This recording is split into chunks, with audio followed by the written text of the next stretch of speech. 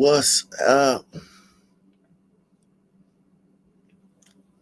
What's happening, man?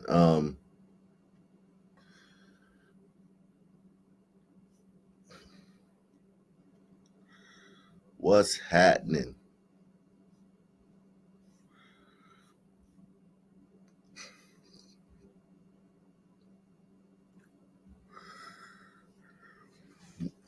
Mm, what's happening?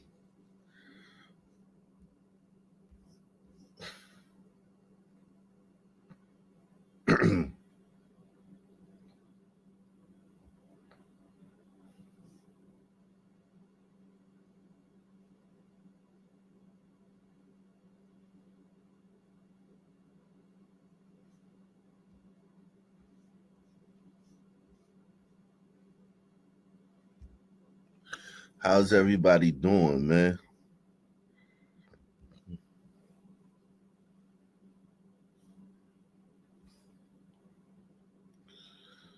How's everybody doing, man?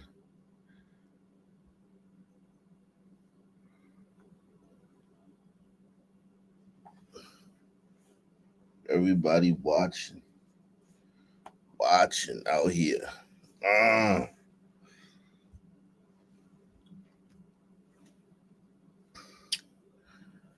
what a day, man. What a day.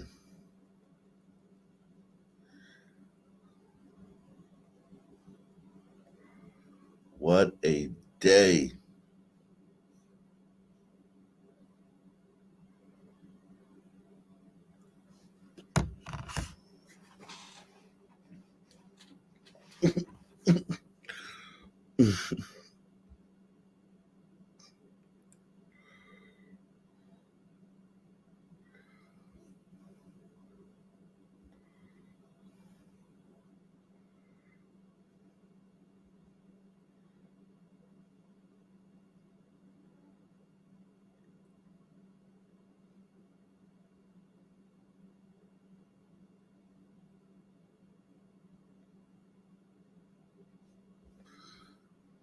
Mm, mm, mm.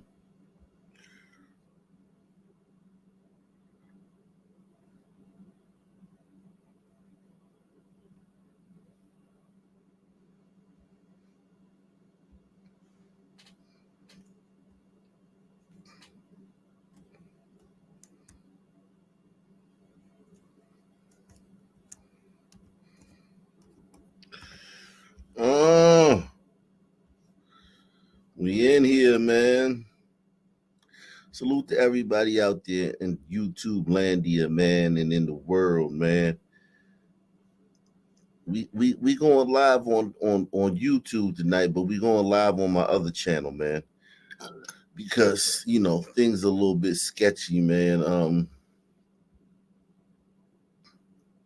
Things a little bit sketchy on things a little bit sketchy on my Ock Nation news channels.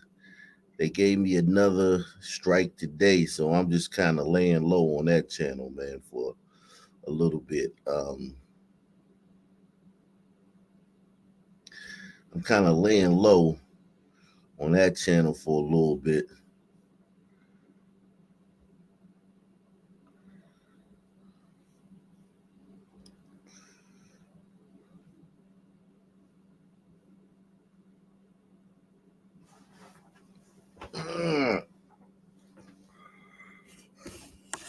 I'm kind of laying low on that channel for a little bit. You heard me?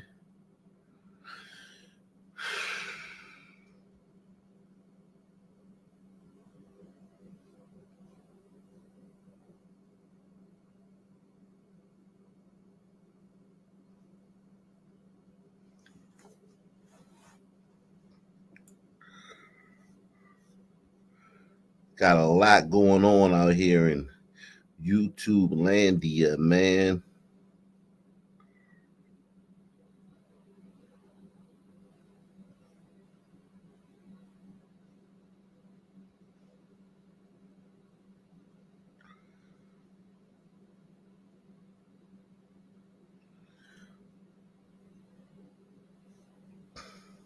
Salute the Deluxe, man. Deluxe in the building.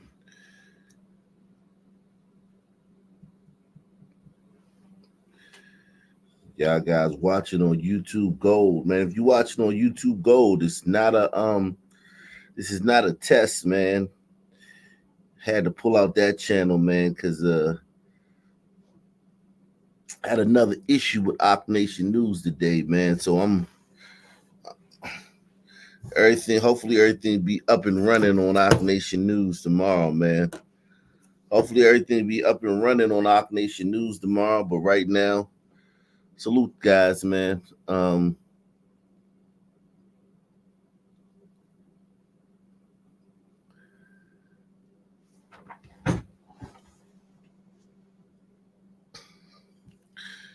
Let's see.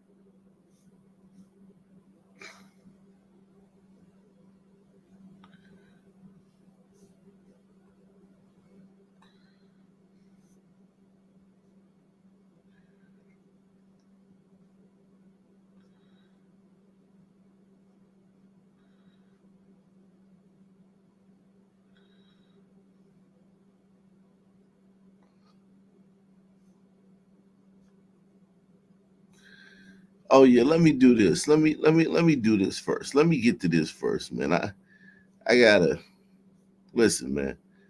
I gotta talk about this, man. This right here, man. Salute to everybody watching on Rumble, man. If you would like to watch on um if you would like to watch on YouTube on Ock Nation Gold on YouTube, we're not on Ock Nation News tonight. On Ock Nation Gold, had to kind of mix it up tonight because of some issues on YouTube. I had to mix it up and stream from my other YouTube channel, Ock Nation Gold. We're streaming from there tonight. If you want to watch on YouTube,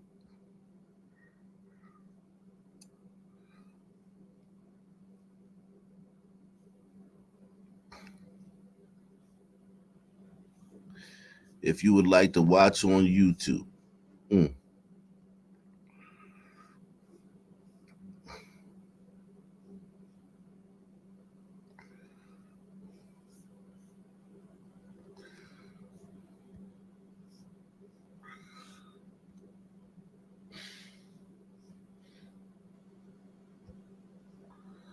I'll put the link in the description box too, man, if you would like to watch on YouTube. Some of you guys enjoy watching on YouTube. I'll put the link.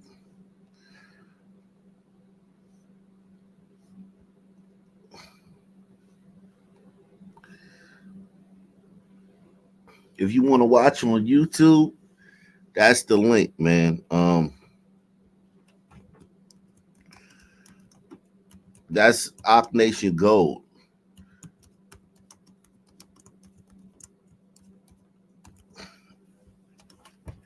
Had to stream from that channel tonight, man.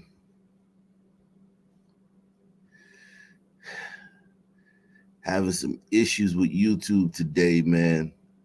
It's always something, man. They always sending me some bitching about something.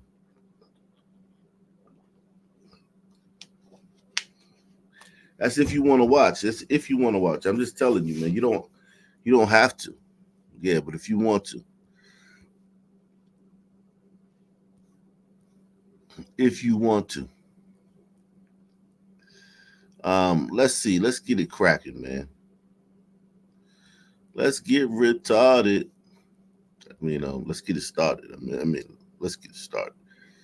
Um, let's get it started.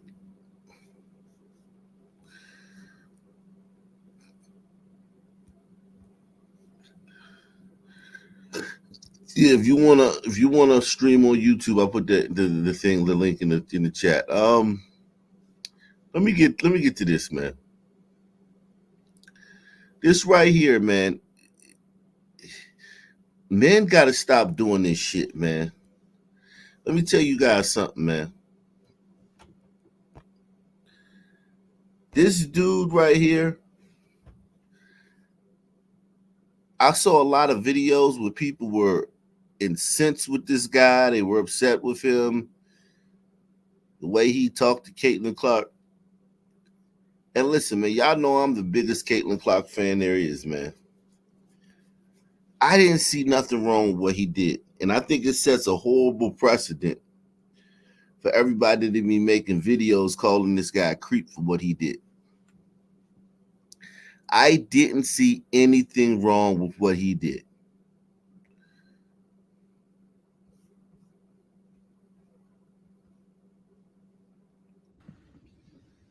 Hi, Caitlin. Greg Doyle, Indy Star. Real quick, let me do this. You like that? I like that you're here. I like Yeah, that you're here. I do that at my family after every game, so Okay, it's well, pretty let's cool. start doing it to me and we'll get along just fine. So, question. Like I don't have a problem with that, man. It was clumsy, it was awkward, but it wasn't like disrespectful. And I don't think he was out of line. And everybody was making videos and tweeting about how it's the worst thing and yada yada yada. And I'm like, yo, do you understand that now you've lowered the bar for us as men? Now they're gonna come for you next. Next time you say something, they're gonna be you.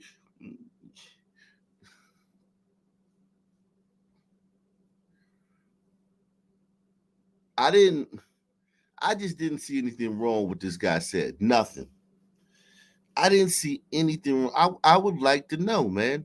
Guys, tell me if you tell me, guys, tell me if you think this is anything wrong with what he said right here. Hi, Caitlin. Greg Doyle, Indy Star. Real quick, let me do this. You like that? I like that you're here. I like Yeah, that you're here. I do that at my family after every game, so Okay, it's well, pretty let's cool. start doing it to me and we'll get along just fine. So, hi.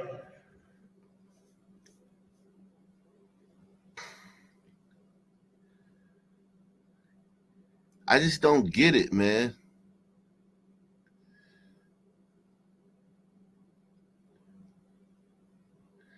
I don't get it, man. People are so upset, man.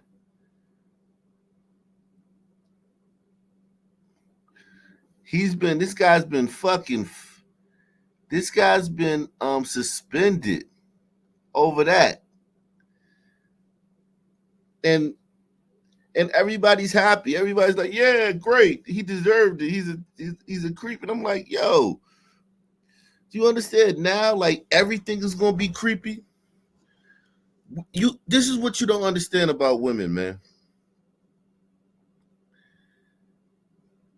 They gonna take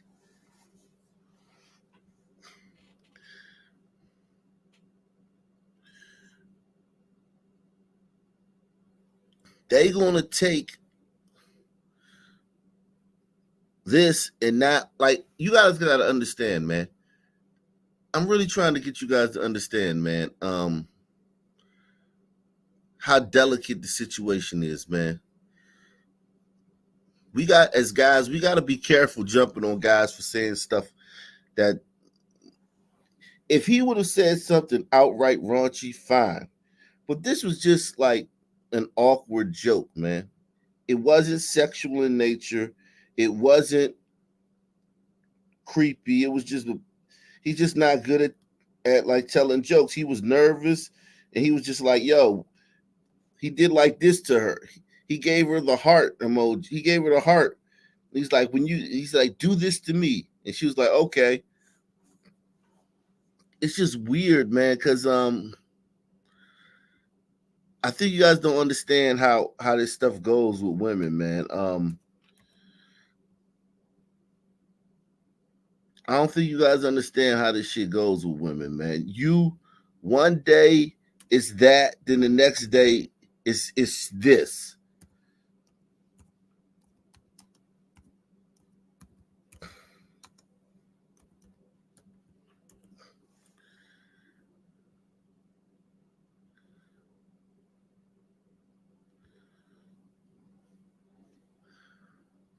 One day is that, and then the next day it's this.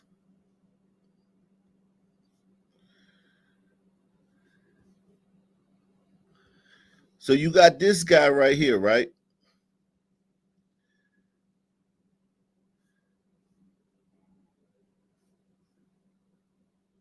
Punishment issued to the former president of the Spanish Soccer Federation, who resigned after kissing an unwilling player on the lips. Luis Rubiales is banned for 3 years by the sport's global governing body. He was excited after the game. They had just won the World Cup. He had just won the World Cup. He got excited. He was hugging all the players, and he kissed the girl. Like, not like in a sexual way, but just like, you know how, wow, like, love you. They banned him for 3, and they're trying to send him to prison now. They're trying to send this guy to prison now.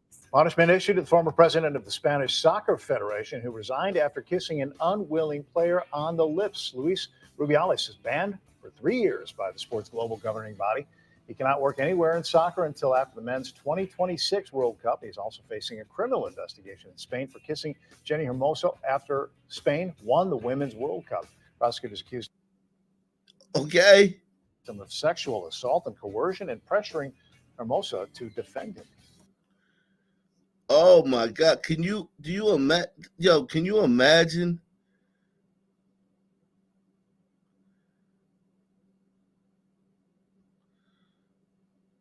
Tonight, after a late-night meeting in Spain, the regional presidents of the Spanish Soccer Federation now calling for Luis Rubiales to resign. For days, the outrage has been building. Tonight, on the streets of Madrid, Spain's embattled soccer federation chief already suspended, now under federal investigation. The Spanish prosecutor's office announcing pretrial inquiries today, a formal investigation into sexual harassment. FIFA provisionally sidelining Rubiales for 90 days and banning him from contacting Spanish national player Jennifer Hermoso. It's been just 8 days since Spain won their first ever World Cup, a history-making moment, and it was followed by this. Rubiales kissing Hermoso on the lips, a kiss, she said, that was not welcome. This is why y'all got to be careful with this being so celebrating this reporter getting fucking fired for doing this to Caitlin Clark, man, and asking her to do this to him. Because one day is that, and then the next day it's this. One day is that, and the next day with women are gonna.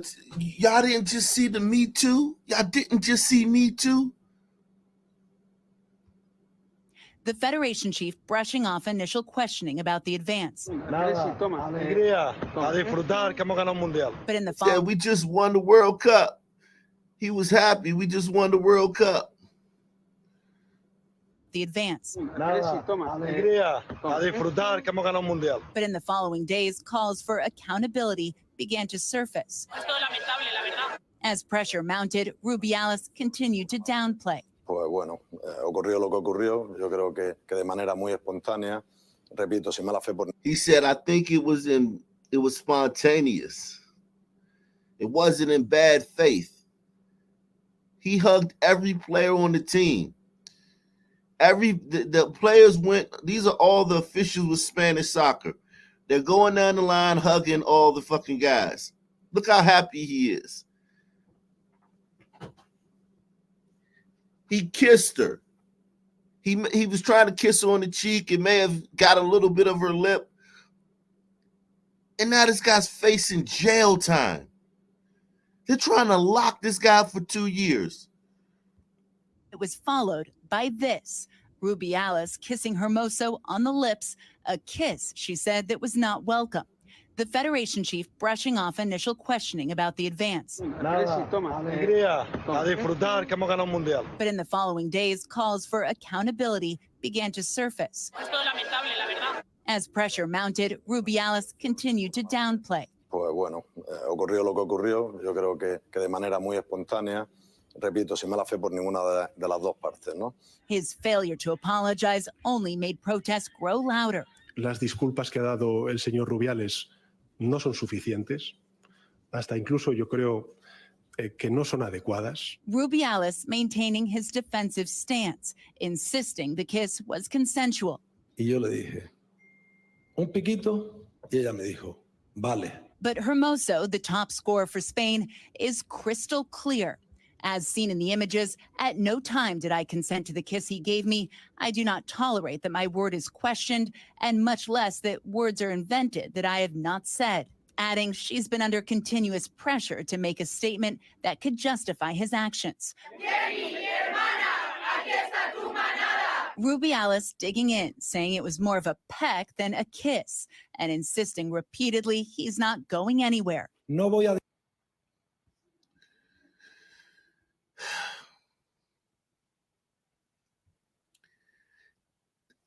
This dude's facing jail time. dimitir. No voy a dimitir. No voy a dimitir. No voy a dimitir. No voy a dimitir.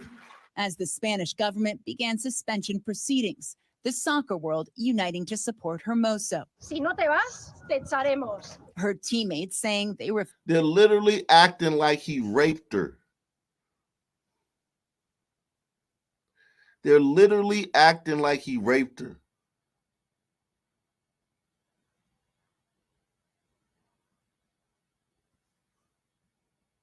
Salute to everybody watching on Rumble, man. We need 10 contributors for me to drop the link, man. 10 contributors so I can drop the link, man.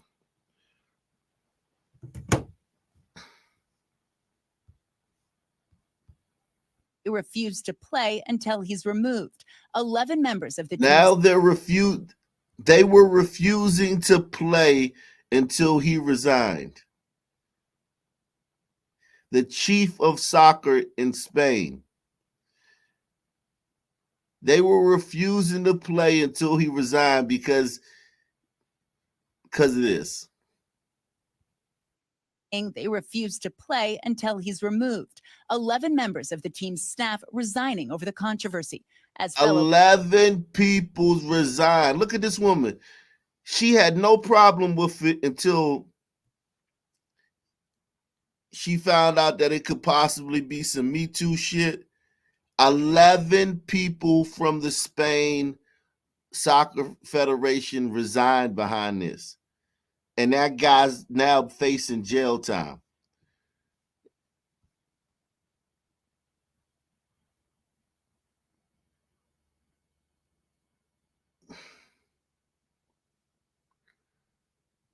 That's why, and the reason people are like, why am I talking about this? I'm talking about this because everybody's so happy that this guy right here who made an awkward joke to Caitlin Clark, nothing sexual, he's no longer allowed to cover Caitlin Clark by his newspaper. His publication has banned him from covering Caitlin Clark because of this. Tell me if you think this is inappropriate or sexual. And you can't see him, but he's telling her, he's doing like this, the heart. When you take your two hands and make a heart, that's what he's talking about. Hi, Caitlin. Greg Doyle, Indy Star. Real quick, let me do this. You like that? I like that you're here. I like Yeah, that you're here. I do that at my family after every game, so Okay, well, very let's cool. start doing it to me and we'll get along just fine. So, question is, Yeah, start doing this to me and we'll get along just fine. He didn't say fucking give me a blowjob. They acting like he said, yeah, Caitlin, man. How about me and you, roll in the hay tonight after the game or something? Like, what the hell?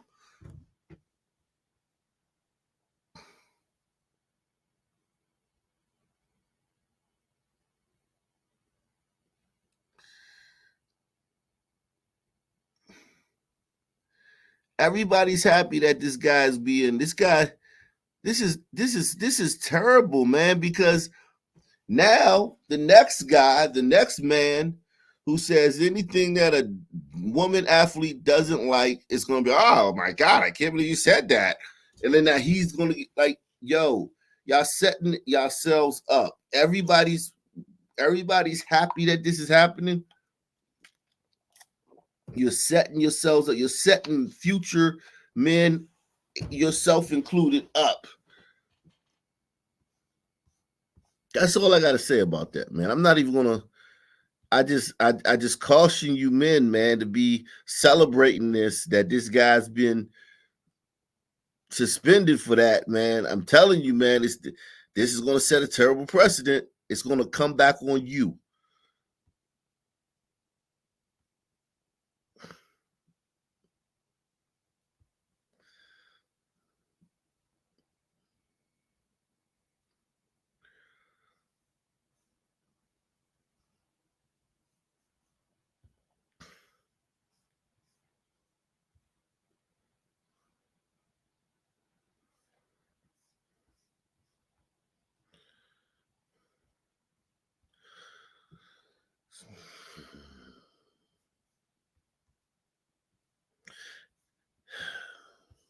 I tell you, man.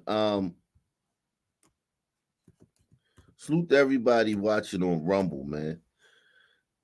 The stream is available on YouTube, on YouTube on Ock Nation Gold. I'm not streaming on Ock Nation News tonight. Had some issues with YouTube today, man, and I may get into it later, but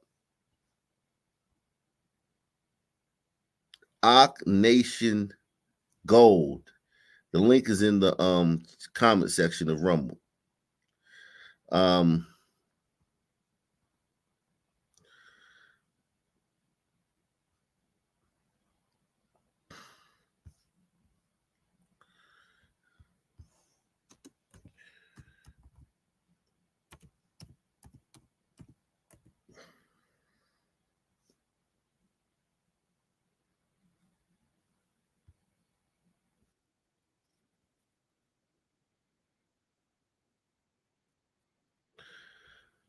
Let's see. 10 contributors, man, to drop the link, man. 10 contributors to drop the link, man. It's a damn shame I got to do that, but we got to do that, man, on when we on Rumble, because that's just the way it is, man. Salute to Deluxe 247, aka Cal Ripken, aka the real MVP, coming through once again. Salute to you, bro. Shout out to Deluxe 247, the real MVP.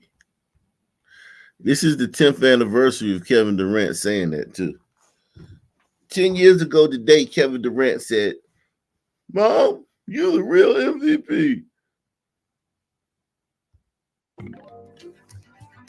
Police in Toronto now asking for help from the public to find the suspects involved in a shooting outside Drake's Toronto mansion. A security guard there was seriously hurt. Listen. When officers arrived, they located a male who was suffering from an apparent gunshot wound. That male was taken to hospital in serious condition. So I want to show you some aerial images here of the rapper's home. This is in the aftermath of this incident.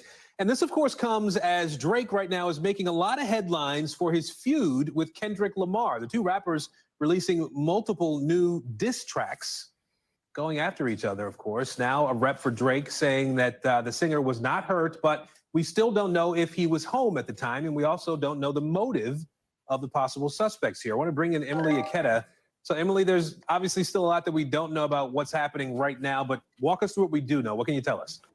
Hey there, Aaron. Well, I can tell you at this hour, there's still a heavy police presence outside of Drake's Toronto mansion, and police say that will continue to be the case in the coming days because there is this active manhunt underway as they try to pin down the suspect or suspects of this drive-by shooting. Police say it happened around 2 a.m. this morning. A security guard that had been standing near the gates to the mansion had been shot and now is in serious condition. It's not clear if Drake was home at the time of the shooting, but we know that he is not injured. Aaron? So we also don't know the who or the why here, right? We don't necessarily know who the suspects are, what the motive might be here, but we also can't ignore the fact that there's this big feud between Drake and Kendrick Lamar. So I can't help but to wonder if that's being looked at as potentially something that could be involved here, whether this was an overzealous fan of Kendrick Lamar maybe who went to Drake's home. What do you think? Well, I'll say this, Aaron, at this point, again, just underscoring, I can't underscore enough that we don't know the motive, but even police are acknowledging that they are aware of this increasingly escalating rap battle between Kendrick Lamar and Drake. Take a look at this. Even in the last Think about week and a half this. or so, they have exchanged 6. Think about this, man. This was supposed to be the one that didn't come to that.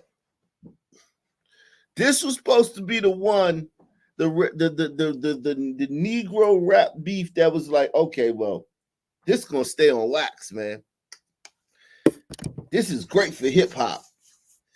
This is so wonderful. This is so wonderful. Everyone's been championing this, man. Press one of you've been hearing about how wonderful it was that Kendrick Lamar and Drake were beefing. And it was so good for hip hop. Hip hop is back. Press one of you've been hearing that. Hip hop is back.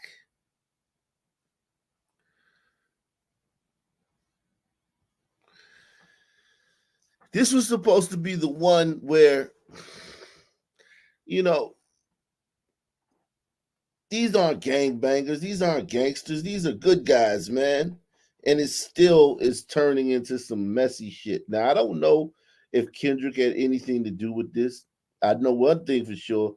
I ain't putting nothing past nobody, but I don't know.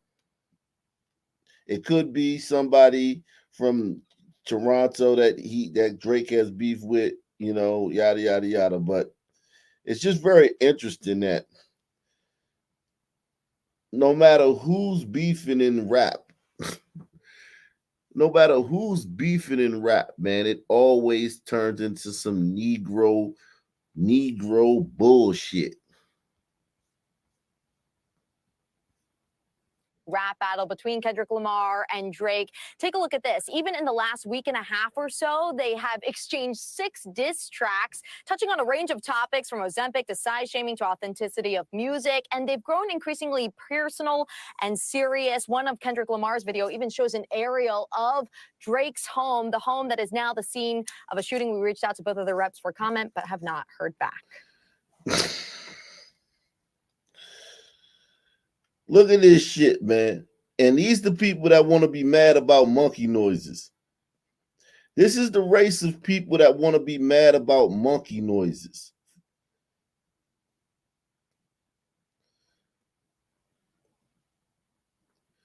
These the people running around mad about monkey noises.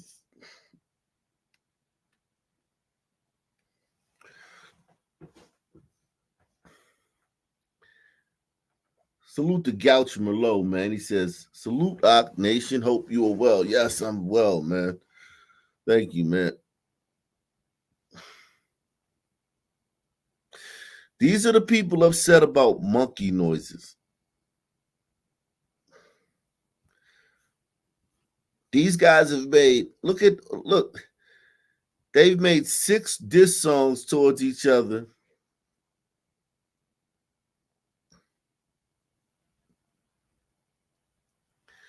Six diss songs towards each other.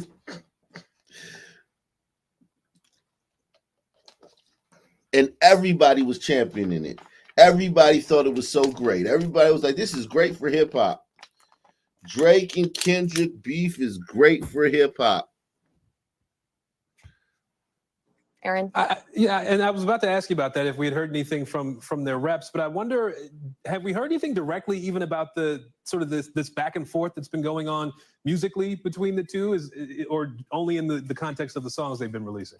They've really been focusing on the content of the songs. Drake has addressed some of the allegations. In one of the songs, Kendrick Lamar suggested that he was a pedophile. Drake denying those allegations in one of the songs. So we've seen a bit of a back and forth and then some, and we could continue to see that in the days to come, Aaron. Thanks for watching. Stay updated about breaking news and top stories.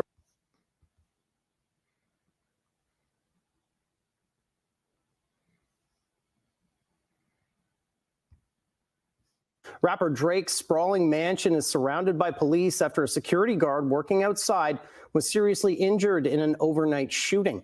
Drake and fellow rapper Kendrick Lamar are currently in the middle of a major spat, so many are wondering if the shooting is connected, and police are being asked about it as well. Manisa Donabalan joining us live in studio with the latest on this story. Hey, Manisa. Hey, Matt, as many fans already know, the shooting came as a long, simmering lyrical back and forth between Drake and Lamar escalated in the last week, as both released tracks that included unsubstantiated allegations directed at each other. Toronto police said they're aware of the feud, but made no connection to it and wouldn't comment any further. Yellow police tape closed off sections of the street outside the rapper's home, along with multiple police vehicles. The shooting took place around just shortly after 2 a.m. Investigators say a security guard had been standing outside the gates at the front of the residence when he was shot from a vehicle that fled the scene. The guard was rushed to hospital in life-threatening condition, but they don't know whether the security guard was the target of the shooting or if the suspects tried to get into the mansion complex. We have individuals who obviously performed the shooting who were seen in a vehicle. I do not have a description of the vehicle or the suspects at this time. I can say that we've already collected some video evidence which captures the incident. We're dealing with video quality issues, correct? So we, as we have information and we're able to analyze video better, then we'll be able to provide more information. Now, police couldn't release any details about a motive, saying it's too early. They also wouldn't confirm if Drake was at home at the time of the shooting, but said the rapper's team is cooperating with investigators.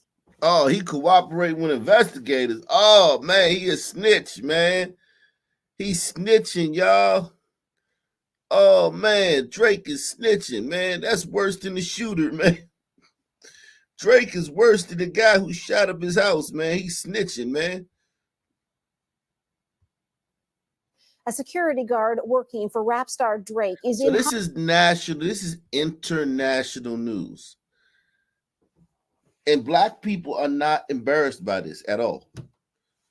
Black people don't have to be embarrassed by the fact that two of their biggest stars in their genre, in their genre, this is the Black genre, are feuding and now they're shooting and shit.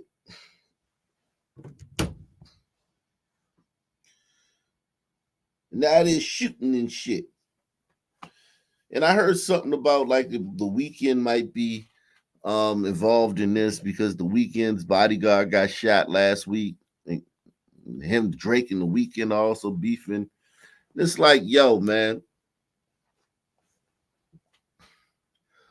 Drake, I think somewhere along the line, man, he what happened with Drake somewhere along the line, just like anybody, you get intoxicated by Negro culture, man.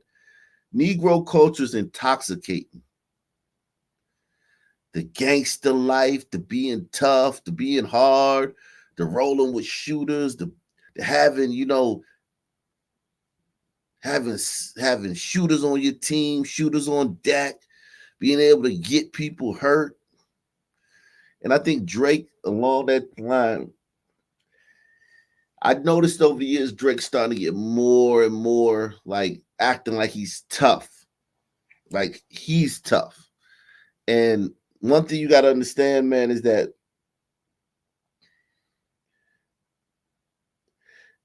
you can't fake steak, man. The streets are different than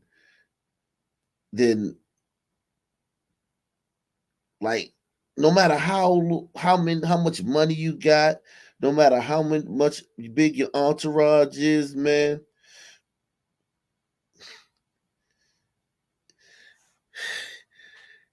It's either in you or it's not, man. It's either in you and it's not. And we clearly know it's not in Drake. We know Drake is not about that life. We know Drake is not about their life. There's no question he's not about their life. And he's been escalating over the years, saying stuff. His raps, I'm starting to hear like, damn, he talking about killing motherfuckers in his rap now. He talking about shooting motherfuckers in his rap. He talking about getting motherfuckers touched in his raps. And it's like real street cats would have left Drake alone if he would have kept being who he was. But now that he done jumped off the porch and he's been acting like he's been slowly escalating his tough guy act over the last few years. Now he's fair game. Drake is fair game now. Drake is fair game now. In hospital tonight after a drive-by shooting overnight at the musician's Toronto home. The security guard is in serious condition. The shooting comes amid a high-profile dispute between Drake and American rapper Kendrick Lamar. Trisha Kindleman has been following the latest. She joins me now. Trisha, what more do we know tonight? Well, Sarah, at this point, there are still a lot more questions than there are answers. Kind of, as you mentioned, we know things got going around 2 o'clock this morning. That was when Toronto police say they received the 911 call from the residence which we know now, is the house of Drake, also known as Aubrey Graham. And what we understand is that police are saying that a male was shot there and was in serious condition when he was taken to hospital. And now police did an update this afternoon where they said that he is still in hospital. We haven't heard anything more since then, but we are continuously watching for any updates that might come in regards to his condition. And they say that they're not confirming at this point in time to whether the rapper was in the home, but police have said that they've been in contact with his team and that they are cooperating. And now this individual was working at the residence as a security guard. According to Toronto police, they do have video footage of the incident, but they have not been able to release that yet. They're saying that there are some quality issues, which is delaying the release, but they are also continuing to have a presence in the neighborhood right now. They say that officers are canvassing the area, looking for potential more other video evidence sources and other witnesses, that sort of thing. They also say they're not sure how many people may have been in the car, but they did use the phrase suspects. But then when questioned about that, the officer did decline to go into any more specific detail. Now, as you mentioned, Sarah, the rapper has been in the news a lot this past week. He was the subject of a recent diss track released by rapper Kendrick Lamar. Police did face questions today about whether that could be a part of what happened. I am aware of what you're talking about, but it is so early in the investigation that we don't have a motive at this time. And so I cannot comment further on that. This is no different than any other investigation, okay? Like, it's maybe more high profile because there's more people here, but we treat it like any other incident. So we'll be using all our resources. Now, that officer went on to say that reaching out to law enforcement in other jurisdictions could be a part of this investigation. They were directly asked if they've spoken to any police in Los Angeles or anything like that. They didn't go into detail, but just did say that other jurisdictions will likely be involved. And they also declined to answer the question around how many shots may have been fired, saying that also will come out as their investigation continues. Trisha, feuds in the rap world, it's not something that's actually unheard of. And we, of course, can't say that there's a connection for sure to this feud, but feuds in the country music world are unheard of. Feuds in rock and roll are unheard of. Feuds in bluegrass are unheard of. Feuds in every other genre are unheard of. The only time you have this shit is when black people are involved. Press 1. The only time you have this shit is when black people are involved. But how challenging could it be to provide security for some of these artists who engage in these wars of words? That's right. So we actually spoke to a security expert earlier this afternoon on News Network, and he's the founder of a company that provides security to high-profile individuals. He says he actually considers those in the rap world to be some of the most at-risk individuals in the entertainment industry. He likes to use what he calls the 3 rings of protection, which includes video security, exterior security, in addition to that interior security as well. And he actually says now in California, they're using what they call a 4th ring, which does include some drone security tactics as well. Now, he also blames this situation a bit on what you might want to call like the entourage culture, if you will. He says that can mean the people that are charged with the protection of these individuals could be wholly unprepared and undertrained. And so I coined a phrase within the industry. Sometimes they hire their bodyguards, meaning friends that they know that are big guys that don't have formal training, maybe bouncers at nightclubs, maybe people that are friends of theirs that they grew up with in school. Whatever the reason is that they don't have the formal training in the protection world to be able to, be able to stop an attack if it occurs. So now, one of the other things that Moyer did point to is actually the use of celebrities and their social media. He says it can be quite dangerous, and they can be posting and exposing their location, which can ultimately, that information can then land in the hands of the wrong people. So again, Sarah, this investigation continuing. And think about it. If you're a black entertainer, exposing your location can get you shot and killed. There's no other race of entertainer where exposing your location can get you killed. Only the blacks. Only the blacks. Only the blacks can exposing your location get you killed. We're the only ones, man. We need 10 contributors, man, so I can drop this link, man. 10 contributors so I can drop this link, guys. 10 contributors so I can drop this link, man. And get the show started, man.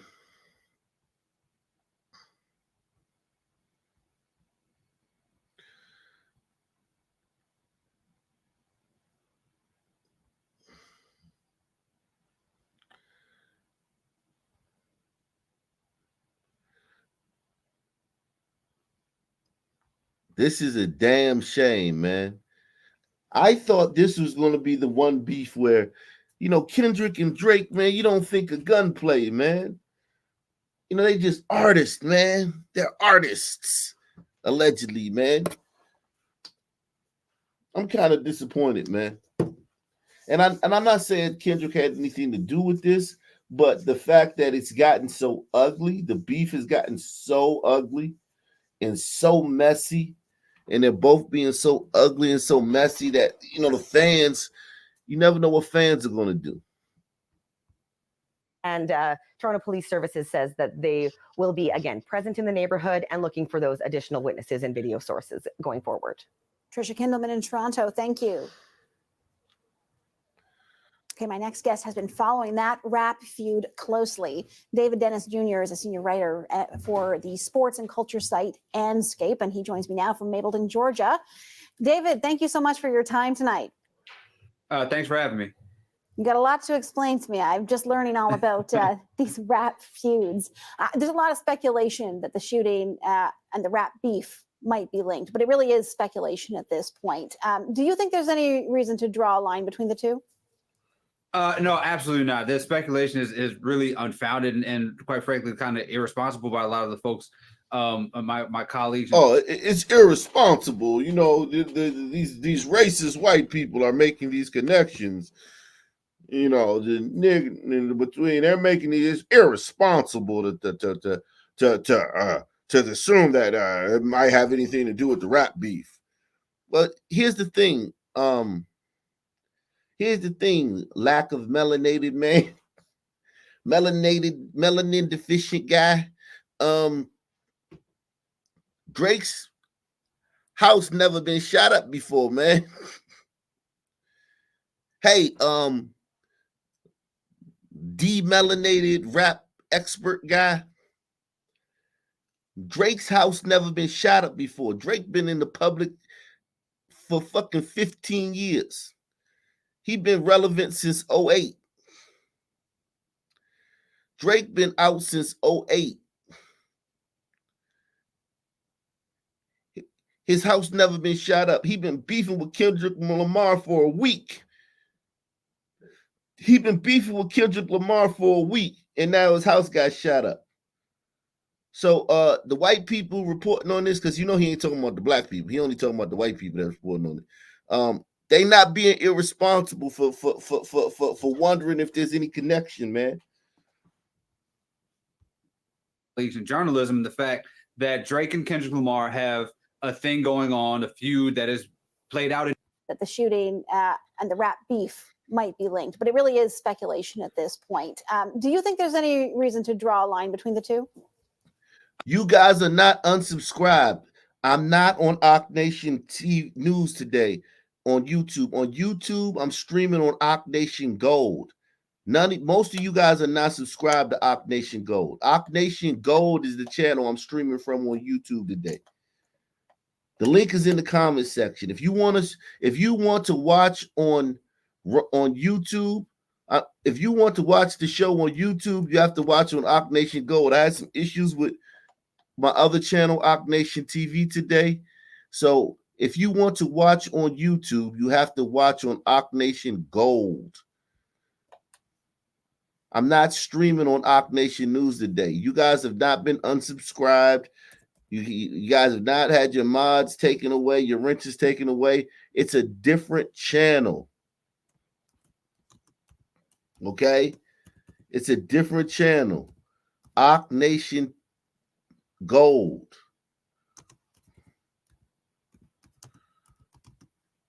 Okay? I'm putting the link in the description box now. I'm putting it in the description box of the Rumble.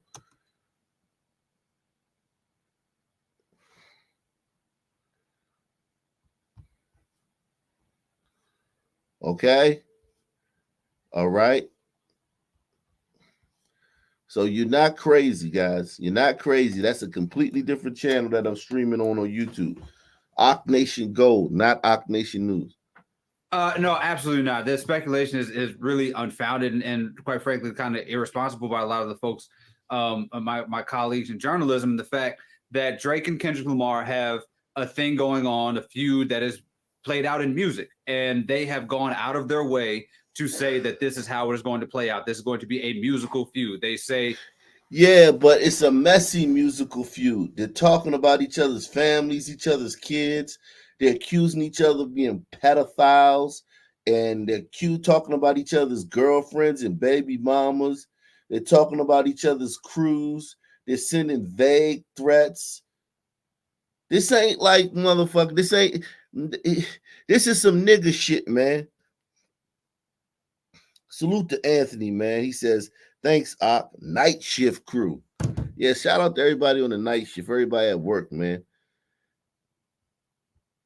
a lot of times, even Kendrick Lamar says, hey, I want you to succeed in your career. Drake at the end of his last song says, hey, this was a nice little exercise for my pen. But they've said that they are keeping this to music, and they've made it clear even with the people that follow them that, hey, this is a musical thing and it won't go further than that. Look, hip hop has learned a lot since Biggie and Tupac had their feud in the 90s, which resulted in. Oh, man. Hip hop has learned a lot since the feud. Yo, get this clown off of here, man. This guy's a clown, man. You believe this clown?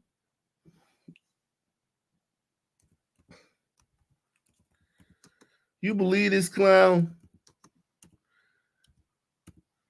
You believe this clown? Hip hop has learned a lot since.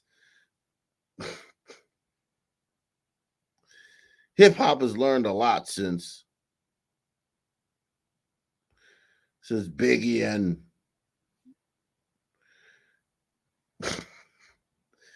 you believe this clown, man?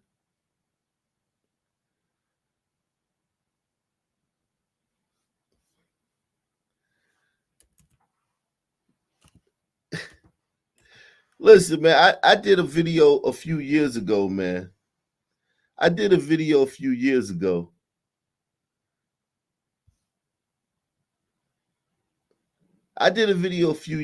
Man. I'm not even gonna lie to you, man. Maybe it was 2021. There were like 20 rappers that got killed in 1 month.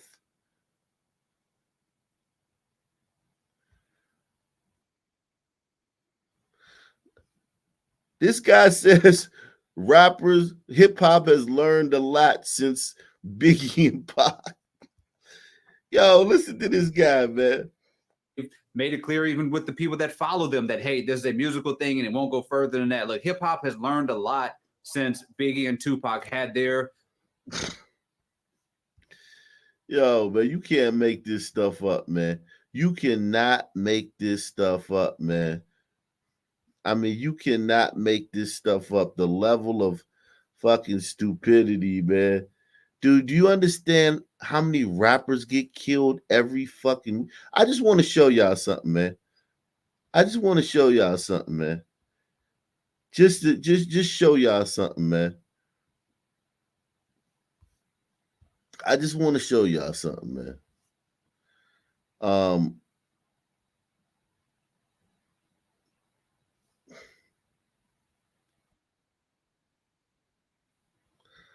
I want to show y'all something, man. I'm the one niggas say, you know. This is 2017, guys. This is 2017. Okay? This is the list of rappers murdered in 2017. Yeah, I'm finna blow out feeling. Never did a bitch nigga nothing. Don't know why these niggas tripping. Never let a nigga tip me. Stand tall on my tips. Used to smoke weed, switched up, now the ex got a nigga tripping. Yeah, nigga with the gang. All you pussy niggas lame. Sneak dissing on them songs. I'm in this shit until they send me to that better place. The murder rate increasing, cause these shorties out here demons. Niggas plotting and they scheming, you get calls for Jesus pieces. Don't go riding in them steamers, catch an op and leave them dreaming. Send a shot, we gon' get even. Those mathematics, you just bleed, bitch. All my hoes conceded. Catch me on the block, middle finger to a cop. Always stirring up the pot, push the issue on the lot. Now you know you knew better, but your stupid ass got caught. And the way the game go, now I gotta pop the top. So then you're always obligated, do the dirty job. Hoodlum, keep it active, always ready for the mob. Rest in peace. All from cross the track, what we all sell, yeah. Bitch, we gotta get paid for what they say. Nighttime or broad day, bitch, we all selling, yeah. Posted across the track, what them niggas don't play. Dressing all black, do all what we stay. Zone 5 represent the fuck what they say. They gon' hate. With these 2 pistols, I ain't shooting at your legs, nigga. I'm on the 8, I'm grabbing niggas by the dreads, nigga. 2 to the face, they give them 2 more to the head, nigga. I be too tall when I'm drilling like I see red. This is before the crime wave of 2020. This is 2017. All the rappers that were killed in 2017. Before the crime wave. It's way worse now. Nigga, fresh over east and I got heat if niggas wanna tweak. Ain't trying to speak, just let me know when niggas wanna meet. It's fuck the peace and fuck the feet. Never thought I'd be that nigga fled, bro. Mr. Insecure, nigga never had hoes. Used to get laughed at. Nigga, please, your ass fat. Gab smile, nigga smoking, wouldn't even pass that. Picked on the constant. Inside of me, a monster. And mama kept a shelter. Breeding gunner shit, turning your gunners into some runners, bitch. Brother shit, Damon, we family, we on some other shit. Color shit, red dots everywhere when we flood the strip. 46, man down, nigga, without no hesitance. Blood is lit, smoking on op packs, you can smell the piff. Damn shit. I had to lean back like Joe and them. I've been going through some things, it's been hella stressful. Can't have a baby by anybody, you gotta be hella careful. All this time I thought fake love was something special. It hurt like shit when you fall and nobody catch you. I apologize for being absent, you probably think I'm lacking. But it's difficult as a captain, you gotta make it happen. For a minute I was...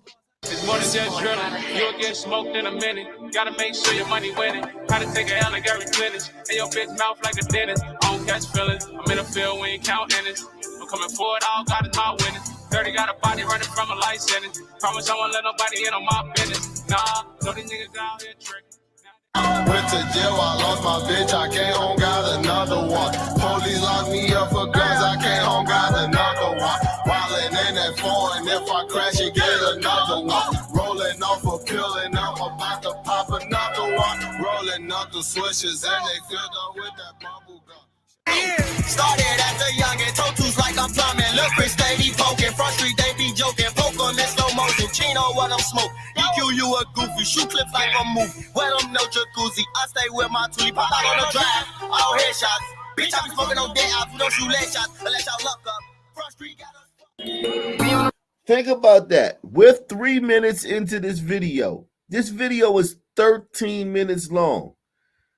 We're 3 minutes into this video. Look how many rappers got killed in 2017. We're only 3 minutes into this video. They do this every year. They have a video like this for every year. The videos, the last 4 years are longer than this.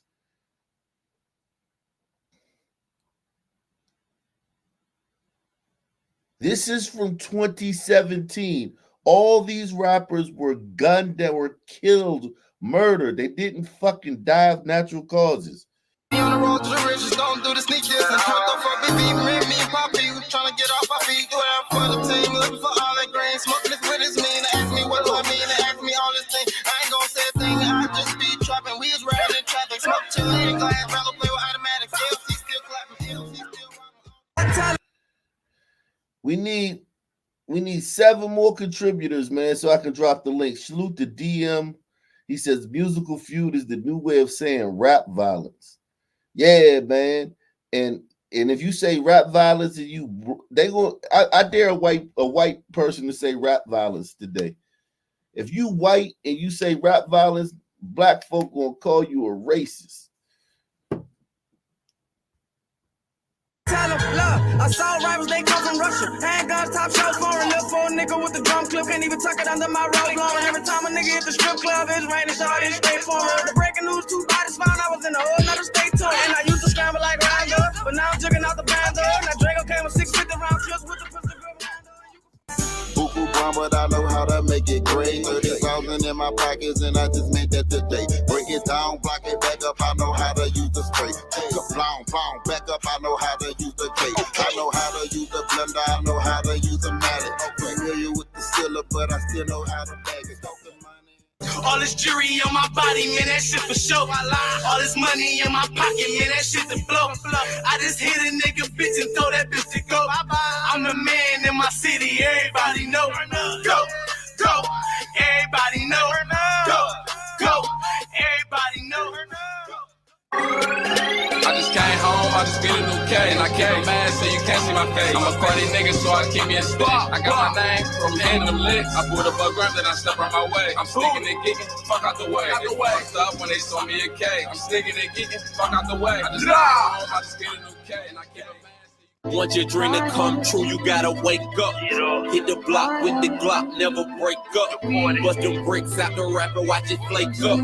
Watch this shiesty ass nigga wearing makeup. Do good vision, nigga, never fuck your face. Do you notice what they're all rapping about?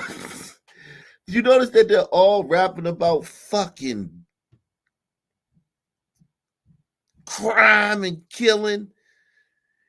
They talk about, this is the group of people that's bitching about monkey noises, y'all. This is the group of people that are bitching about monkey noises. A frat boy. This is the group of people bitching about a frat boy making monkey noises. These are the rappers that were killed in 2017. It's 8 years later. And every year since then, it's been more rappers each year getting killed. And dude had the nerve to say, hip hop learned a lesson with Biggie and Pac. Face up, never search warrant, nigga, they'll fuck your place up. If your lawyer tell you, Throw them choppers up, this ain't Chirac, but bitch, I know the drill. Yeah, he was from DC. This one was from DC. I knew who he was. And I'm screaming glizzy, game for real. Just took down from LA and put my niggas in the field. I just threw a 50 in the trick, cause shit got really real. And them shooters coming out the gate, cause I'm gonna pay the bill. I'm a savage like my mama, I'm a player like my pops. When we was younger, bitch, I was the robber, you was the cops. In any type of weather, we be posted on our blocks.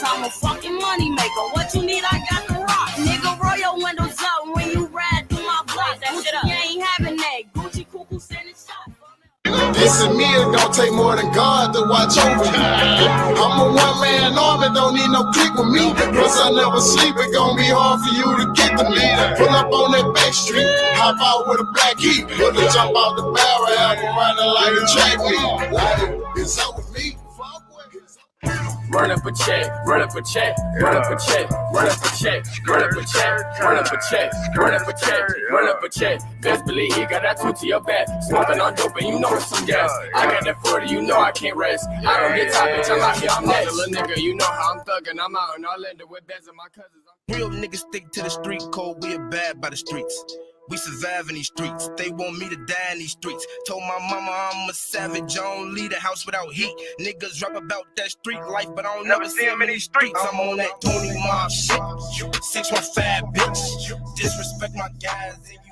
I swear to God, if you bitch man, you can't hang over here.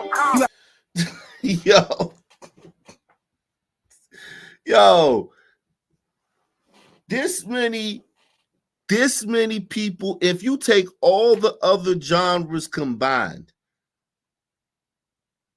if you take every other genre in the whole fucking world combined, salsa music, calypso, goddamn Afro beats, fucking polka, if you take every other genre combined, concerto music,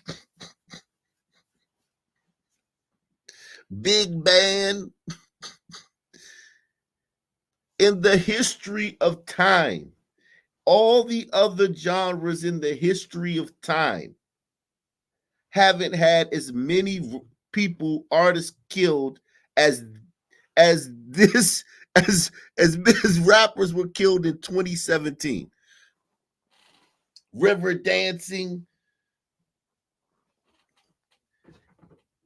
In the history of the world, there haven't, all the genres combined have not had more artists killed than hip hop had in 2017, and we're not even halfway through the video.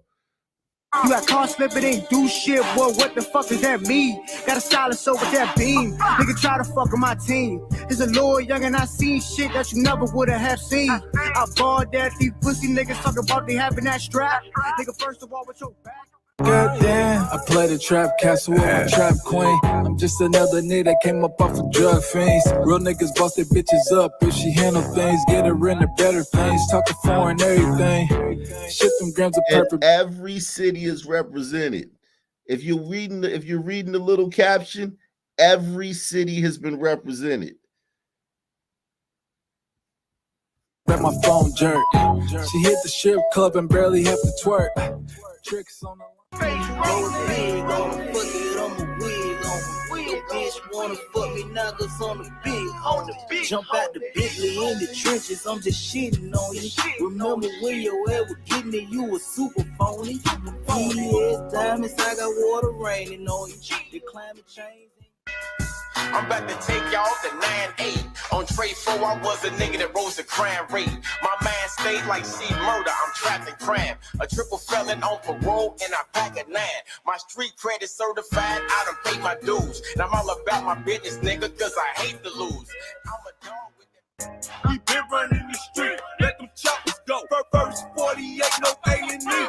Went to jail, came back. Lay your ass flat. Old fake ass friends trying to stab me in the back. Foreign car designer fabric, make these bitches pussy wet. We'll tell you ain't no problem, not no mother.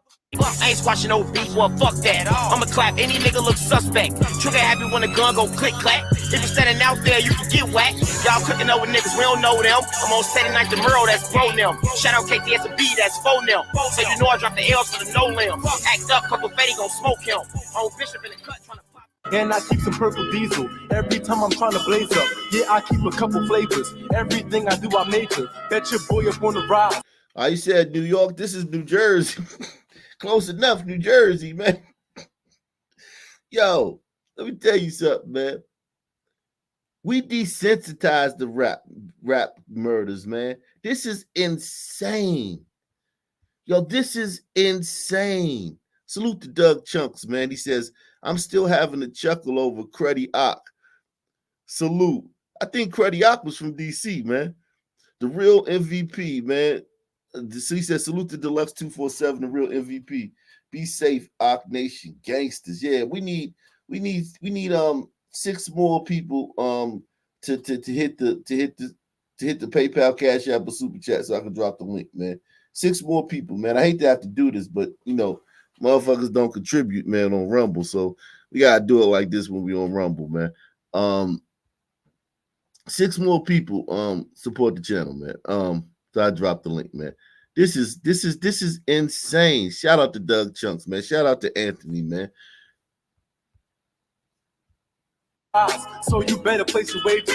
I got homie baby with me. Keep in touch with the laser. Hit your ass a couple times, he'll leave you stunned like a taser. Man, I'm geeking off the papers, stacking money, trying to make. You niggas want shine, right? Feel like you running out of time, right? Feel like niggas left you behind, right? Now you want some lime. This dude from DC too. We got I think we've had DC had 3 on the list this year. Three rappers from DC got killed in 2017 so far. I think it was more, but in 2017 it was 3 at least. Just your tracks today. But you can't get your grind right. Little nigga better get your mind right. We supposed to be gangsters, right? We supposed to go high, right? I don't have time for all the luxury. This for the niggas never heard of me. The feds be all around me, so filthy minded, yeah, we know from doing burglary. These niggas think they know me. Look, I done been there, done that, got shot back. Now niggas thinking dog is how I'ma get my life back. Crank a bamming niggas ass like a dirty Mac. Niggas telling on niggas they knew from way back. Shit, just like a crab pot. Nigga pull your ass down before you reach the top. That's why. Jumpin', all way up to something. Me and my shorty thumbin', oh see that's my gunman. You see them bullets coming, niggas get the running. You try and duck and you get sunk, it's 40 knock in front it. Me and your bitch we fucking, we don't kissin' nothing. You know she nasty, call me daddy. I'm a dog off the leash, ain't nobody been nicer than me. My take for the drop, my fans on fantasy. Strangled by using a telephone, course suicide for the shit, put my life on the line. 380s was cracking them babies and nuts. Slide through your block, I'm cutting and creeping. Them niggas on defense till they gon' survive. I'm loco, then I just go nuts with the Bernie Mac. Nigga, I'm flipping your rap. Nigga must be stupid if he thinking he gon' run from this. I'm let the walk down. How the fuck you think you run from this? 40 with like 50, that's a slim chance that I'm gon' miss this. I'ma shoot round after round, that different shit. You better slow your roll down and listen to your partner when he say don't fuck with Beezy, cause you know he keep the chopper down. Yo, man. This is a bloodbath, man. Listen, man. This is a bloodbath. This is insane. We need 5 more people to hit the link, man. 5 more people to hit the PayPal, Cash App, or Super Chat, man. So we can you drop the link, man. 5 more contributors, man. 5 more contributors, man. We on our way. Salute to Jason. 4 more contributors. 4 more contributors. We on our way. Shout out to Jason, man. Jason in the building, man. Shout out to you, man. If you want to watch on YouTube, I'm on Ock Nation Gold today. I'm not on Ock Nation News. So if you're watching on YouTube, you're not crazy. You haven't been unsubscribed. You haven't had your wrench taken. I'm on Ock Nation Gold today. I got another strike, but I fought it, and the appeal came through. But I'm still just taking a day off of off of Ock Nation News because they keep coming at me with shit over there. They keep inventing shit to get me over there. So I'm trying to see if I can stream from another YouTube channel, if they'll leave me alone for a little bit. Please don't cross me, I ain't the one to be tampered with. I bet your ass out like it's green bag. Taking niggas shit and watch me get it off on eBay. I never trust the police, be on the 3-way. Never trust these bitches, but I still fuck with them anyway. Birdie, I ain't helicopters, mean the birds out. Turn my blinker on to make it right, cause it's my turn now. Man, these niggas be hiding. I gave them my location on the 8, they never slide. In the internet, thuggin' snatching, trying to get some likes. Pop up on them out they hood, they ain't got no pipes. They beat the feet when they see stats, he gon' hit my foe.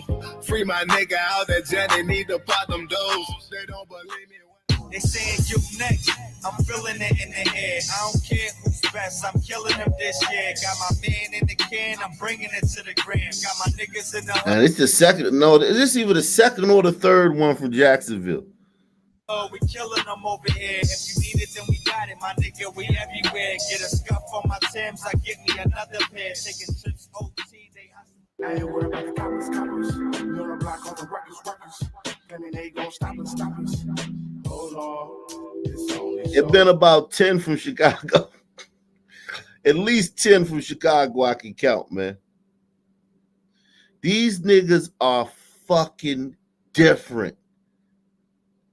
Press 1 if you think black folk are different than every other race. Like, just different. There's no, like, we have nothing in common with the other races. We have, press 1 if you think we have nothing in common. I'm talking about nothing. So long before them niggas grow up, and niggas showed up, and grow up and showed up.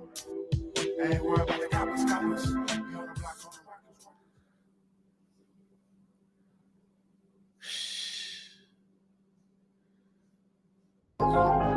Tryna come walking in the cold. Living fast, never been a hoe. Bottom boys, you already know. Only want the money, fuck the hoes. 13, jumped up off the post. Smoking rabbit, trying to snatch the soul. On the block, posted getting it in. Trey ain't got the grams, doing for the team. Pocket monster homie, try to run a woman. They do the death dance, I do the life walk.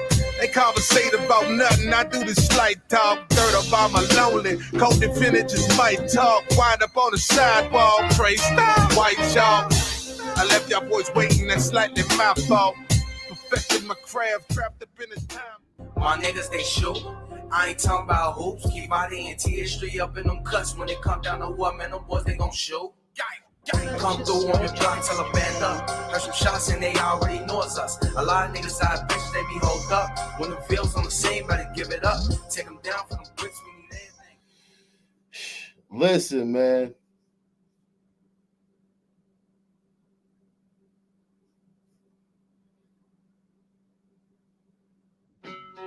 Aubrey is the leader on set. He's really humble. He's really sweet. Completely charming. Just smooth. He's a total ladies' man. The girls just eat him up. He's very wise. He's very funny. It's my boy. I'm Aubrey Graham, and this is my life, unscripted. What's up, everybody? You're chilling with me, Aubrey Graham. You guys want to go for a ride? We can go for a ride. This is my baby, I guess. It's a 2004 Acura TSX. It's a nice first car for like a teenager, I guess, as opposed to a Mercedes or BMW. I think that's pretentious, personally. But hey, if you have the money to buy it, then feel free. Enough about the... Salute to Eric S., Ock Nation Hall of Famer, coming through once again. He says on vacation in Thailand. Timing been off. Shout out to Eric S., man. Coming through from Thailand. We need three more so I can drop the link. 3 more contributors via PayPal, Cash App, with a super chat so I can drop the link. 3 more. About the car. Let's go inside.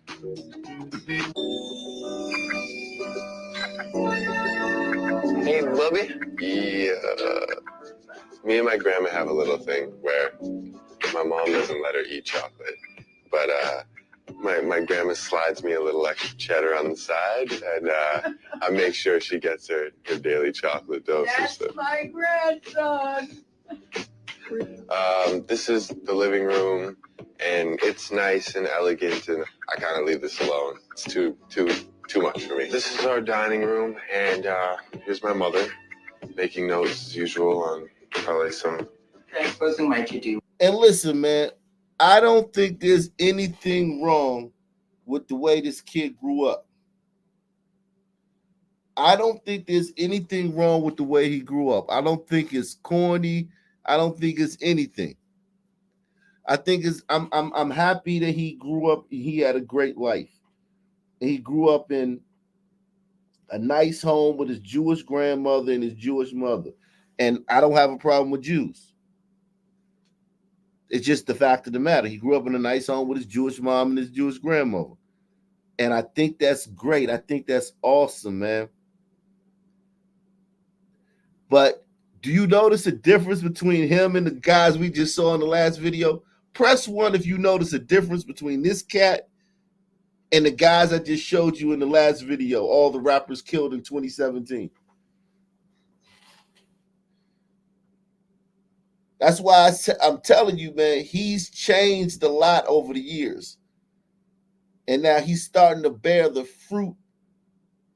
He's starting to bear the fruit of slowly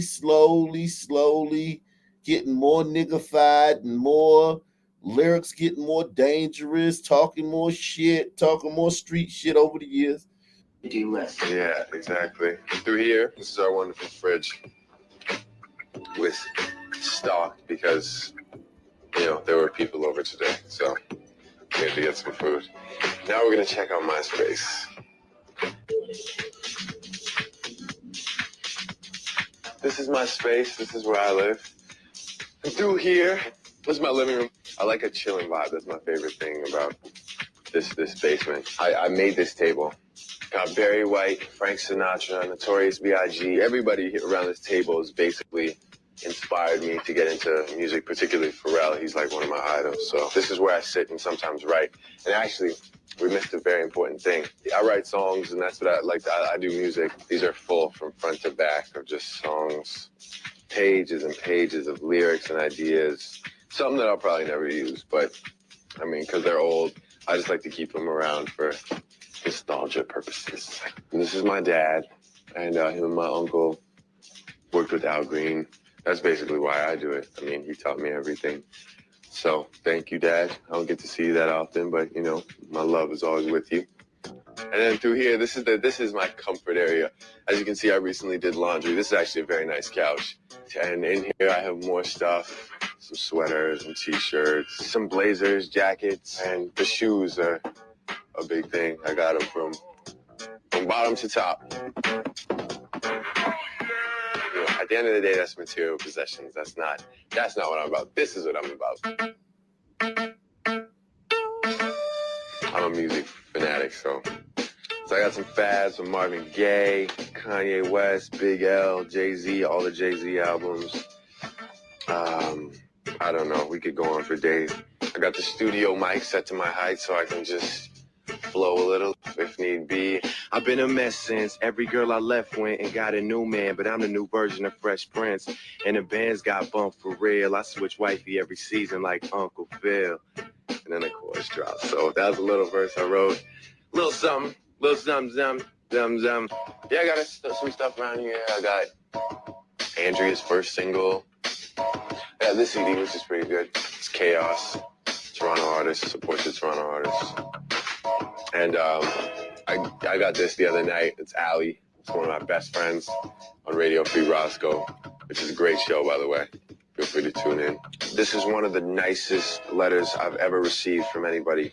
He feels that I could complete the trifecta of the greatest African-American actors of all time, who are Sidney Poitier, Denzel Washington. And he says the third edition would be Aubrey Graham. Jason, I thank you, man. On the real, I never got a chance to respond to you. I hope you're watching this. Thank you so much. I appreciate it with all my heart. And just know that I keep it close. And I will keep this with me for the rest of my life. No matter where I go, you're the one that said it. So if it happens, man. You called it. And this is my room. This is where I live. This is the life I'm living right now.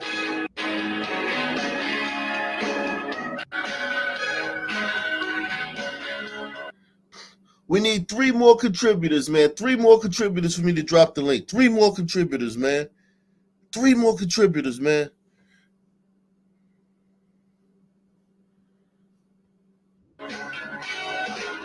We always thought that there was something very different about this kid. When we had a piano at home and I would come home with my nursery rhymes, Aubrey at 3 years old would take the lyrics and he would change them. I realized that Other kids just didn't do that. Being an only child, I always had him in a lot of activities, whether it was day camp or whether it was group activities, hockey, a lot of things where you'd have to learn to be a team player. I was in this program called YPT, which is Young People's Theater, but it was really just a bunch of young kids acting really hyper, and then like we'd throw on masks and call it a play. Whatever, I guess the parents thought it was cool. When Aubrey was about 5 years old, I took him to this agent, and she really liked Aubrey. So he did print work, and which is catalogs, and he did a couple of commercials. Listen, man, I think this is great, man. Listen, man. Listen, man. Listen, man. Listen, man. I don't look at him as a cornball. I look at him as just a regular kid. Like this is his life. This is how he grew up. I don't look at him as like, oh, he's a cornball. He a fake dude, man. Nah, this is how he grew up.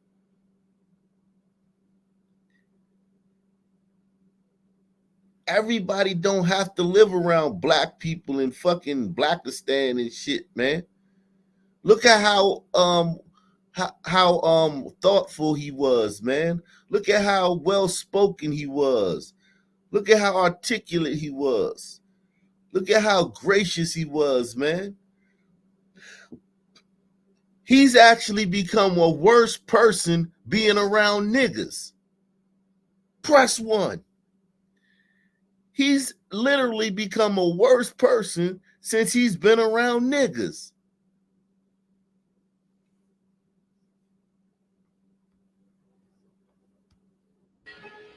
Have you been there tonight? Les Mis was the first thing that people actually liked, I guess, and people actually came to see and clapped for a good reason. They're not like, yeah, it's over. Like, good, let's go.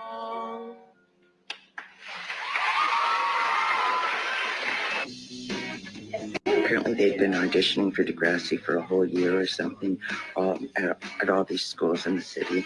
So it was the last 3 weeks of auditions and he got in. I was gonna wait till tomorrow. I think you might need this now. Happy anniversary. I called Aubrey and I asked him to come home because we lived right across the road from the school at the time. So he came home and then I told him and he, of course, went crazy. He couldn't believe it. Easy, man. You're looking at him. The Grassy Panthers, Jimmy Brooks is on the prowl. Music and acting are the only things that I can commit to on a regular basis, no matter what. From Toronto. Yeah, man, this was a good kid, man. Y'all niggas done fucked him up, man. You fucking son turds done made him a piece of shit, man. Now he talking about pills and hoes and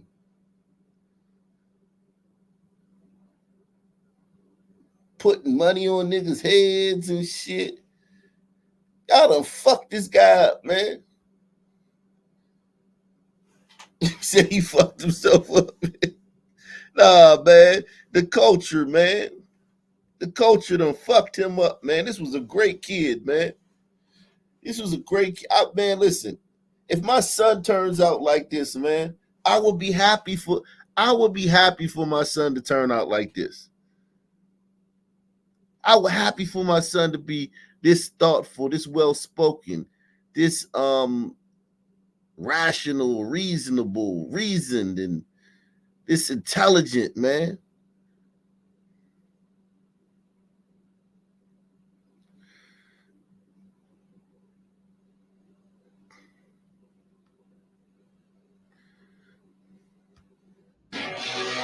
From Toronto to Tennessee, a town to stay down. Okay. New Drake album coming soon. You see that? You like that? That was my grandmother shamelessly promoting the new Drake album, and that's my middle name and also my performance. Listen, man. Who wouldn't? Yeah, man. Who wouldn't want their kid to grow up to be like this, man? Who wouldn't want their kid to grow up to be like this, man? It's a great kid, man.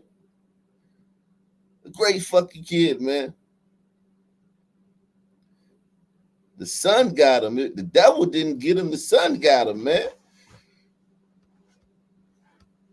Its name, so thank you, Bubby. This is the guy you want to follow. The son got him. The son got him, man. Don't blame the devil, man. It ain't the devil's fault. The son got him, man. We need 3 more contributors, man. 3 more contributors, man. 3 more contributors so I can drop the link and bring the panel up, man. 3 more contributors, man. New at 6 tonight, a Memphis man is under arrest accused of going on a violent crime spree all in one day. It all happened in January. Yeah, and it spans several Memphis neighborhoods. WREG's Ashley Paul joins us now live from the Appling station with details. Ashley, what do you know? Steph, Greg, victims of these crimes are breathing a sigh of relief tonight, knowing that one of these suspects is finally off the streets, and they're hoping that the other 2 are caught in the very near future. Now, 19-year-old Michael Johnson is facing several charges tonight, including attempted murder, aggravated robbery, and aggravated assault, stemming from an hours-long crime spree that left 2 people shot and even more shot at. Now, according to police reports, the first incident happened at the Superman gas station in Berkeley when a white Dodge Charger was stolen at around 8:15 from a parking lot while its owner was eating at a food truck. Now, from there, that same vehicle was seen in southeast Memphis at the Speedway gas station, where a man was critically wounded after being shot at the gas pump. The report states the suspect stole the victim's wallet and gun. Then at about 10:30 that same night, the vehicle was seen at the Great China Food Market in northeast Memphis when 3 men broke into a car owned by an employee, stealing money and yet another gun. They allegedly pointed the gun at the employee and then took off in that Charger again. And then just before midnight, police were called to East Memphis for yet another shooting call, where they found the Challenger had gotten into a crash with a Volkswagen. The driver of the Volkswagen had... Hey, man, you can't say all sons are lazy, man. That's a myth, man. That's a myth, man. This dude ain't lazy. Also been shot twice in the leg, and it doesn't stop there. A Good Samaritan passing by stopped to try and help when the suspects got in his car and took off again. Yo, this son man got to drive, man. He's a special son man. Y'all say Drake different. This son man is different, man. This son man has drive and determination, man. Follow through, man. Salute to Savrix, man. He says, this contribution is for tacos only. Okay, I use it on tacos, man. I promise you, man. You ain't got to worry about it, man. Trust me. 2 more contributors, man. 2 more contributors, man. It shouldn't take an hour. It shouldn't take an hour and a half to get 10 contributors, man, on a channel, on a nation as big as this, man. This is a huge nation, man. It's taking almost 2 hours to get 10 people to contribute, man. That is insane. We need 2 more contributors, man. 2 more, man. I'm trying to get y'all used to contributing on Rumble, man, because I'm going to be on Rumble a lot more, man. You know, you guys contribute when I'm on YouTube, but when I'm on Rumble, people just like don't contribute, man. We gotta support the show when I'm on Rumble too, man. You must support the show when I'm on Rumble, man. It's necessary, man.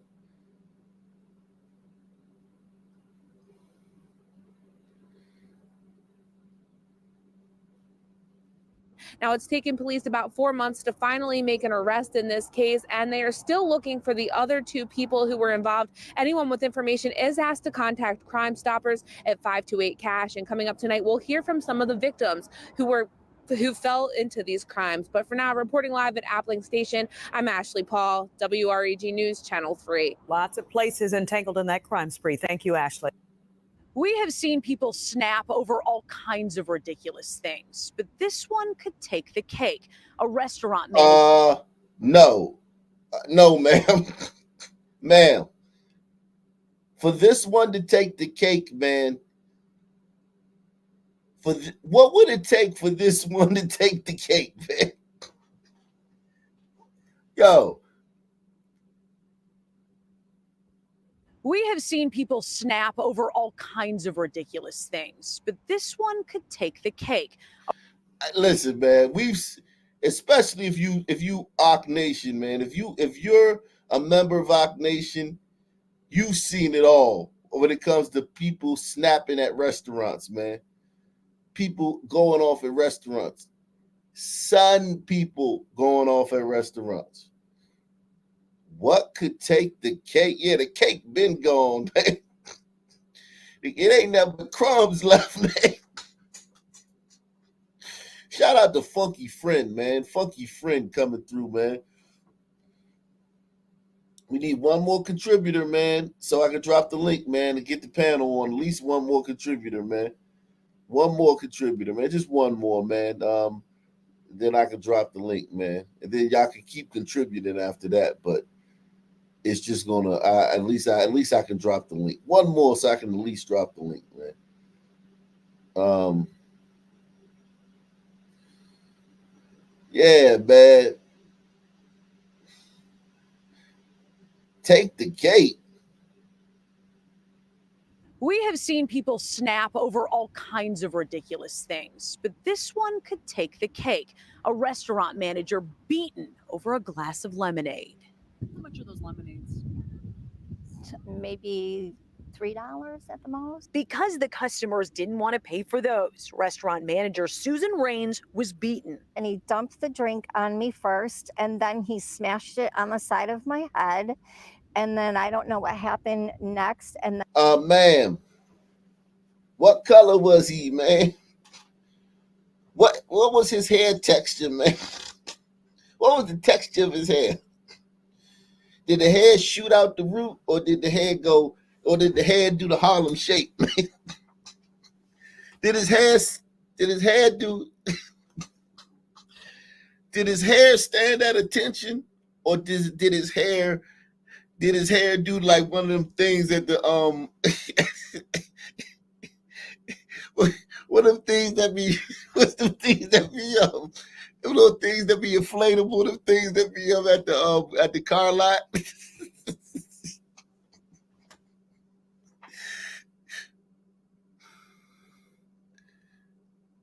Did his hair stand at attention, or did his hair do the goddamn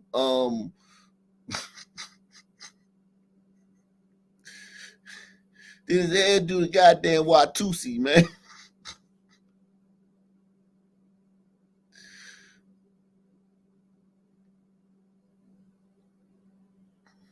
Yeah, the wacky inflatable tube, man.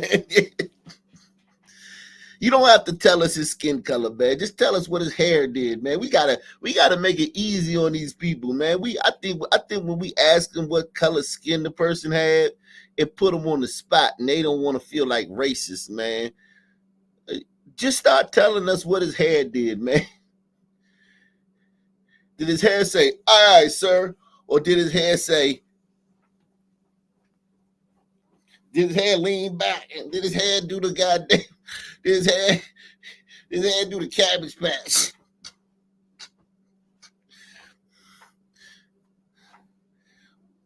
What did his hair do, ma'am? We interested, man. Just so we can find this guy, man, because it's a damn shame what he did to you, man. Was beaten. And he dumped the drink on me first, and then he smashed it on the side of my head.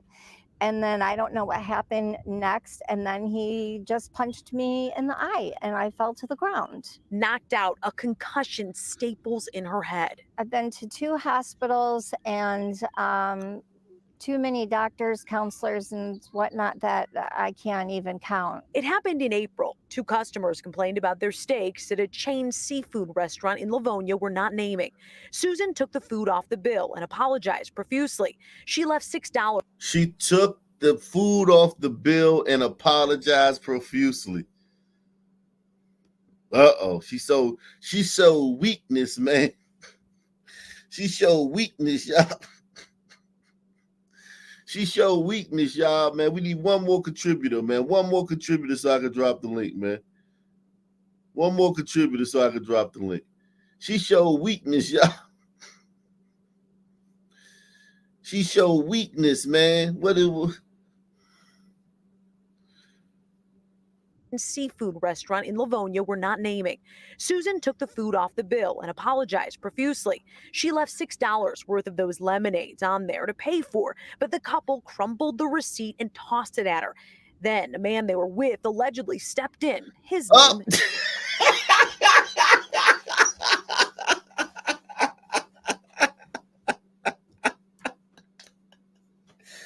Oh, shit. Oh, shit. Oh, shit.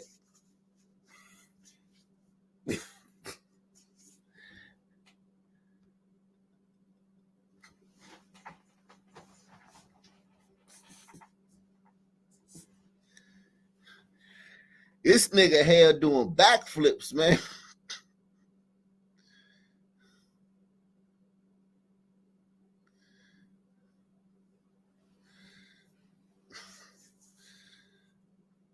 Yeah, man. Wow, man. Ma'am, can you describe the suspect? What was his hair doing? His hair was doing the Fred Astaire. Deshaun Kelly. Oh, we were toe to toe. Literally toe to toe. And he's and eye to eye. swearing. And he's calling me all kinds of nasty, horrible names. Then she says Kelly attacked. It happens so. He attacked her in a crowded restaurant. Think about that, man. That nigga attacked this old woman in a crowded ass restaurant. And these the people mad about monkey noises, man. These the people bitching all over the internet about some frat boy made some monkey noises.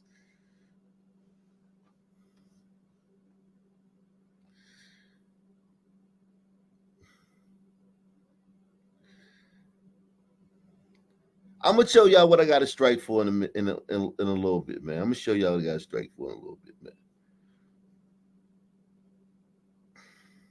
I appealed it though.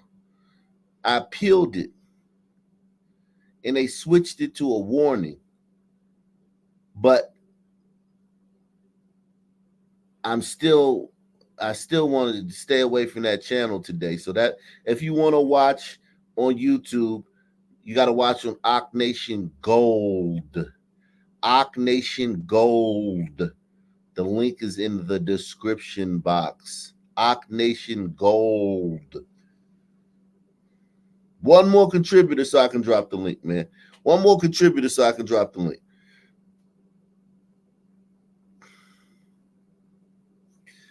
Yeah, this nigga attacked this old woman in a crowded restaurant. Yo, man, listen, man. I'm sorry, man. I just ain't got it in me, man. I ain't even gonna lie, man. I ain't got it in me to attack no old woman, man. Period, man. But not in no crowded restaurant, man. I can't attack no old woman in no crowded restaurant. I'm sorry, man. I ain't got it in me, man. Press 1 if you got it in you to beat up an old woman in front of a crowd of in front of a bunch of people you don't know in a crowded restaurant. I want to know who I'm dealing with here, man. I need to know who I'm dealing with, man. This is for me, not you, man. This is for me, man.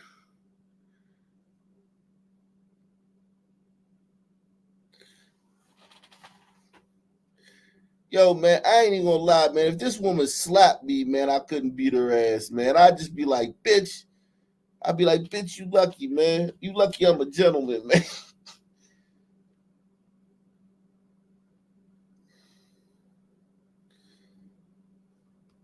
Uneven count. It happened in April. 2 customers complained about their steaks at a chain seafood restaurant in Livonia we're not naming.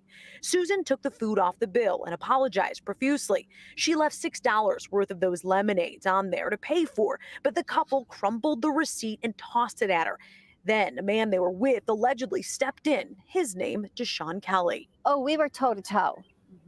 Literally toe to toe. And he's and eye yelling, to eye. swearing. And he's calling me all kinds of nasty, horrible names. Then she says Kelly attacked. It happened so fast, nobody could have stopped it. The couple and Kelly quickly left, leaving Susan there bloodied and knocked out. I was told, as a matter of fact, they just kind of walked over and around me like I was a piece of garbage. The whole thing caught on camera, hard to argue that. And facial recognition helped Livonia police catch Kelly a week later, now charged with assault. This all happened within 48 hours. This nigga charged with assault, man. Yo, there gotta be something you can charge a nigga who beat up an old woman in front of in a crowded restaurant, man. Press one if you think there should be a different charge, man. Like assault is like, yo, if he would have like beat up if he would have like jumped on another young man or something. You beat up an old lady, man. That's more than assault, man. Come on, man. We got to do something about this shit, man. We never going to change this shit unless we do something about it, man. There got to be a different charge, man, for that, man. These niggas getting the same charge. These niggas, we charging you with assault. Nah, man, they ain't no fucking assault. You beat up an old lady, man, and knocked her out, and then stepped over and just went about your business. Nah, man, that ain't assault. That's different, man. Think about it, man. When we see these Sun men, man, and they get caught, and they like, this Sun man who just did XYZ, he has a long rap sheet. He's been charged with assault, and it'd be some shit like this. This ain't assault. This is unconscionable, man. This is unconscionable.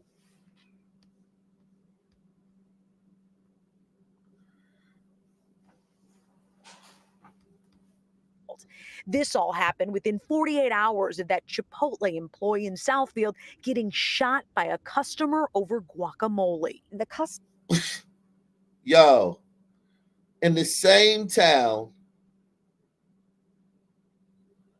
a employee at fucking Chipotle got shot over some guacamole by a sun turd. Think about this. In this same town, same little area, 40, yo, listen to this shit, man. Listen to this shit. Yo, something is wrong, yo. I just can't get over these other people bitching and moaning as we speak on YouTube, Twitter, TikTok about somebody making monkey sounds. Charged with assault. This all happened within 48 hours of that Chipotle employee in Southfield getting shot by a customer over guacamole. The customer cannot get in your face and be rude and mean and condescending and just say, I'm not paying my bill because I don't want to pay my bill. Susan goes back to work next Monday and will continue going to therapy for her mental health. Am I ready to go back to work? No, but I have to.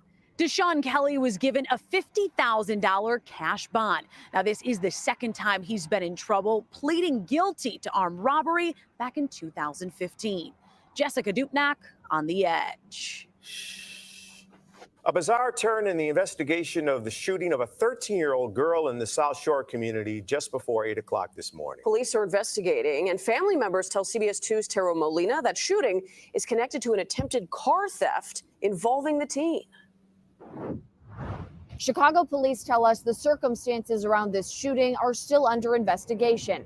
But the family of the woman who pulled the trigger tell us it was an attempted car theft, the third she's dealt with. The aftermath of the shooting in South Chicago this morning, where Chicago police will only tell us a 13-year-old was wounded and taken to Comer Children's Hospital. I'm just mad. A 13-year-old was trying to fucking carjack a woman and she shot his ass. That's what I'm getting out of the story so far. Chicago this morning, where Chicago police will only tell us a 13-year-old was wounded and taken to Comer Children's Hospital. I'm just mad my sister in this type of situation. Michelle Thorpe told us much more. She caught two young kids stealing her car, breaking in her car. They bust out her window. She says her sister, a single mother, has a FOID card. She's a security guard. She have her own business. And she says her sister was acting in self-defense when she fired her gun and grazed a 13-year-old girl. It get younger and younger. One of two teens, she says, were trying to steal her sister's Kia SUV. They need to be in school. They should have been in school. The Kia is not in this parking lot because she says it was taken by Chicago police. She's a scared mom whose her car constantly getting broken. This is the third time that her car has got broken in. It's not the first time she says her sister has dealt with this. This will be the third incident, the third time that this happened with some kids. For years, we've told you about theft issues with Kia and Hyundais across Chicago, where the car thefts have outpaced every major city in the country. They're among the millions of cars on the road right now missing an anti-theft device, no engine immobilizer, making certain models easier to steal. We asked Chicago police about the details family and neighbors shared with us, again claiming an attempted theft led up to the shooting this morning. A spokesperson would only tell me they're still investigating. We're told the 13-year-old girl is at Comer Children's Hospital and is doing okay. We will continue to check in with police and bring you the very latest. For CBS 2, I'm Tara Molina. Overnight shooting leaves one man dead and puts 6 others in the hospital. Birmingham police are working to piece it all together, but they say they know for a fact someone saw something. Who heard about the fucking mass shooting in Birmingham last night? We need one more contributor, man, so I can drop the link, man, and bring the panel up. One more contributor, man, so I can drop the link and bring the panel up. One more contributor. That's crazy, man. We 2 hours in, man. 2 hours in.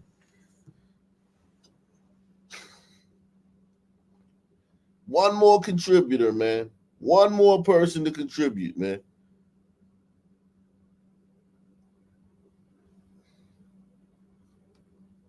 According to police, that shooting happened just after 2 this morning along 3rd Avenue West at the Shell gas station.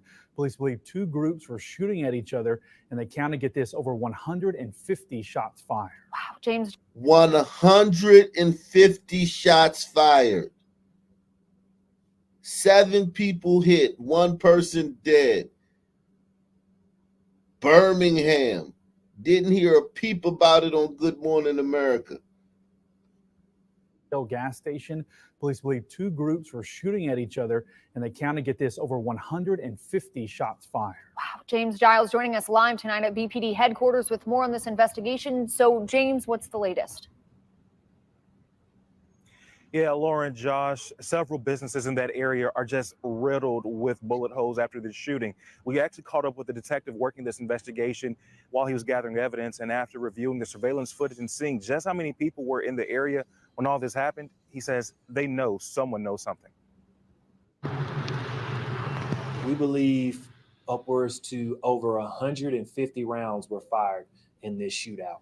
We saw bullet hole after bullet hole in several businesses along 3rd Avenue West after an early morning shootout between 2 groups. Birmingham police are working to figure out why. People just are firing recklessly at one another, and often what we see is innocent people get struck by that gunfire. Our young generation ain't getting a chance to make it to 25. Police say 24-year-old David Westbrook died after the shootout. He was found by police in his car, which crashed into a utility pole. Another person is fighting for their life in the hospital, while 5 others are expected to be okay. 2 groups of Operation Night Rider officers were able to take 2 separate males in 2 separate locations into custody who were fleeing and in the act of talking. Think about this.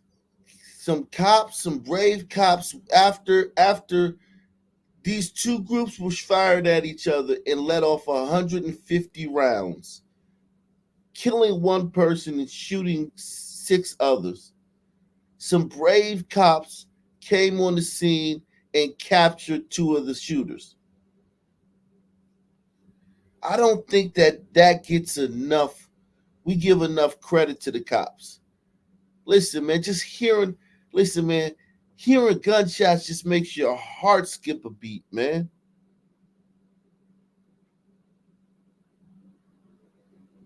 Just seeing a son, man, a goddamn wild-eyed, glazed over, sloped forehead son, man, just firing a gun, it makes your heart skip a beat. Because you know he doesn't care about anybody in the vicinity. He'll shoot. He doesn't care who those bullets hit. And those cops come up on the scene, chase these guys down, and arrest them without incident. And they do this night after night after night after night in every city. And the few mistakes they make nationwide become mainstream news, become headlines. They do this hundreds of times a day in Blackistan. Hundreds of times a day in Blackistan. They come on the scene of a shooting, chase down the shooters, and arrest them. And every once in a while, one of the son men gets killed or gets beat up or gets roughed up a little bit. Like one out of 1,000 times this happens, a son man gets hurt by the cops. And that becomes national news.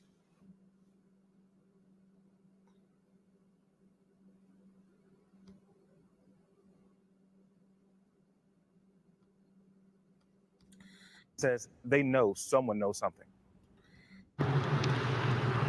We believe upwards to over 150 rounds were fired in this shootout.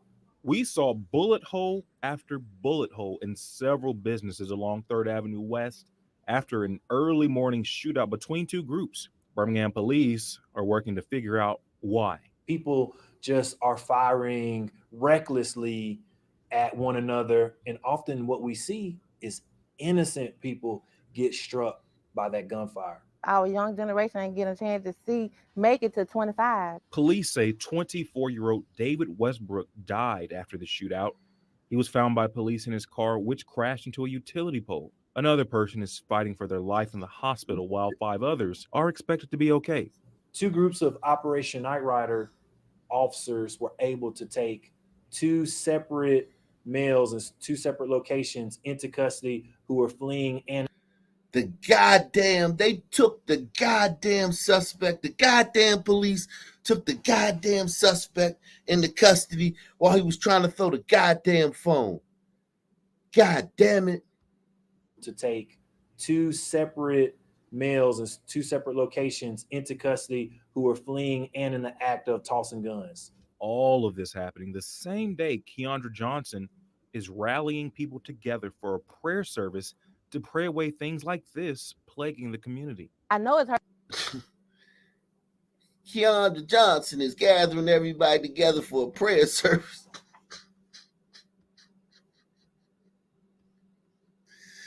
Salute to Text 47, man. Shout out to you, Text 47. Shout out to Alicia Shadow. She says, anyone but wicked.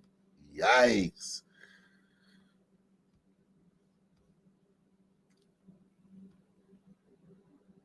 Keandra Jackson gonna fix it, y'all. Don't worry about it, man. I thought we had a big issue down here in Birmingham, man. But don't worry about it, guys. Keandra Jackson gonna fix it.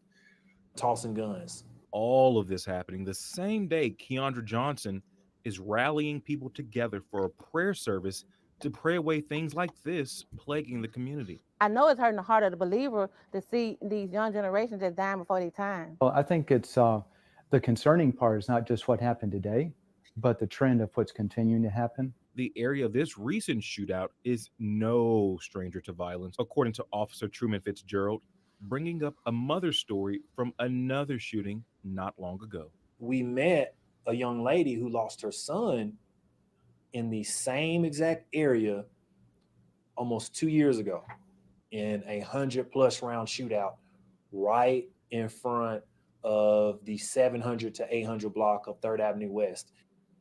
Jesus Christ. And guys, as of right now, Birmingham police say those 2 people that they do have in custody are not charged and only being held for questioning as of right now. And again, the detective working this investigation emphasizes just how large of a crowd was out there at the time of this shooting. He says someone knows something and he urges everyone to speak up. Reporting live in Birmingham, James Giles, WBRC Fox 6 News, on your side. You know what? I'm having a realization. Wow. Let me get to these stories, man.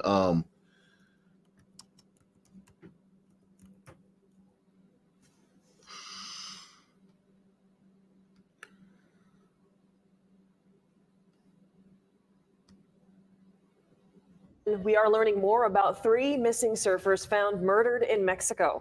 Fox 5 Salvador Rivera joining us now in studio with the latest on this. Sal, good morning. Good to see you. Good morning, and I wish we were talking under better circumstances. Exactly.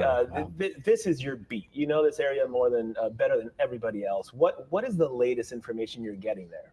This is what we got yesterday from the Attorney General, the woman who runs the Attorney General's office in Baja California, and she confirmed that the surfers, the missing surfers, are in fact the people found in that well on Friday. Initially, they were thinking they had a very good feeling that it was them. In fact, a source of mine in the Attorney General's office said that it's them. That's the quote he gave me over the phone. It's them. And then they took 20 hours to pull the bodies from the well. You've seen the images here in a very isolated area south of Ensenada. It's about 110 miles from the border. But once you get beyond Ensenada, it's really difficult to get spots like this. But these are the type of spots that surfers seem to, exactly. They know this is what they love and they want to surf in. Well, yesterday, the AG said that they might need DNA testing to confirm the identities because the bodies were in decay. They were decomposing in that well. Late in the afternoon, she issued a news release saying that the families had identified the bodies and there would be no need for DNA or for any further testing, genetic testing of any sort.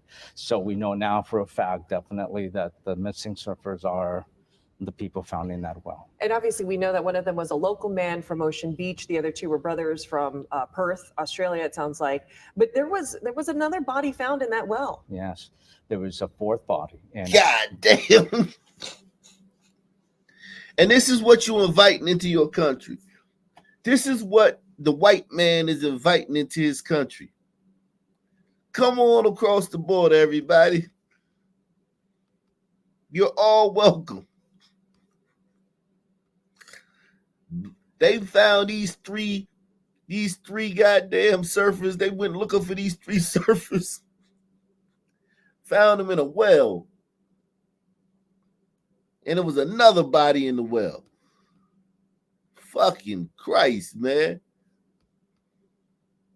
We're back with an alarming story from Mexico about the murders of 3 surfers, an American and 2 Australians, who were found dead on Friday. Their bodies have now been identified. Police say 3 suspects are in custody. Carter Evans has the very latest on the 3 suspects in custody. I think we already know what these suspects look like, man. men who were on vacation together. Mexican police say 30-year-old American Jack Carter Rode and Australian brothers Jake and Callum Robinson were found shot and killed Friday after going missing late last month in Baja California, Mexico. Authorities said Sunday that evidence points to 3 suspects who appear to have attacked the tourist after a carjacking attempt. Their burnt-up truck was found on a nearby farm last week. The local prosecutor theorized the thieves likely wanted their truck's tires, but said the men resisted. On Sunday, their families have... They wanted their tires, and they resisted, man.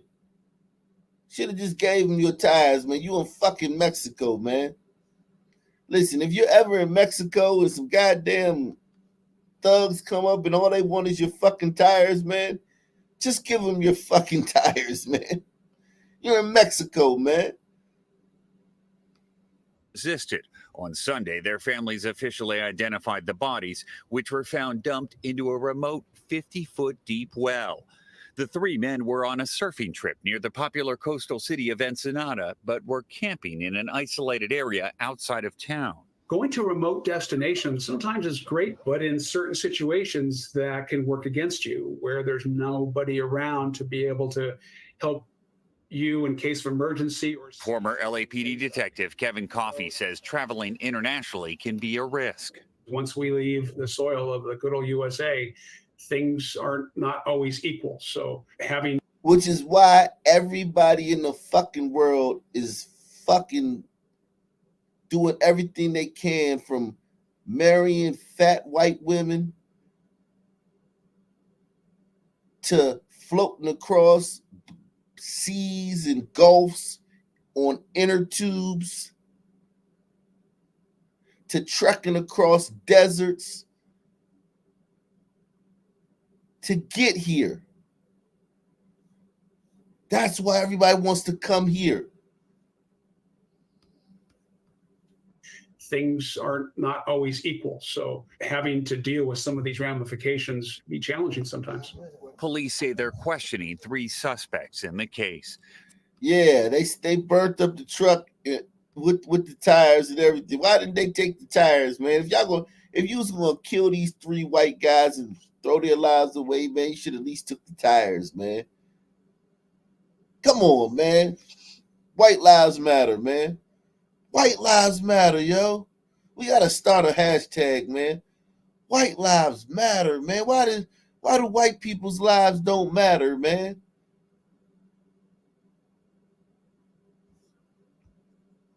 Our hearts are broken, and the world has become a darker place for us.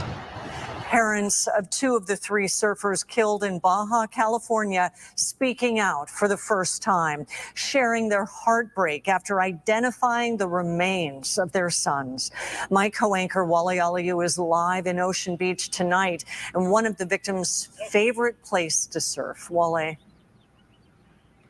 Yeah, this was the very spot, Kimberly, right behind me. Those who knew Colin Robinson say he spent his days surfing here in this area of OB known as Avalanche. His brother Jake came into town from their home country of Australia, and the two went to Coachella before going on this surf camping trip, they called it, with Jack Carter Road. Now, they were reported missing on April 30th. Their remains were found in an abandoned well, along with a 4th body that investigators say was actually there before and likely not connected to the 3.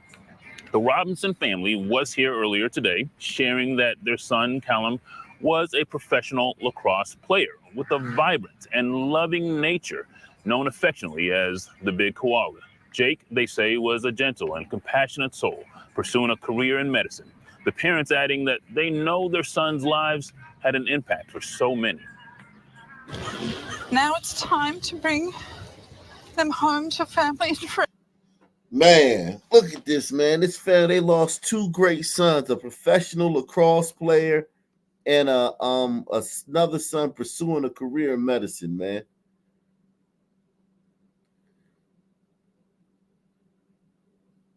This is a damn shame, man. And we're inviting these people from this country over here, these Mexicans over here. Look how they behave in their country, man. Friends. And the ocean waves in Australia. Please, live bigger, shine brighter, and love harder in their memory.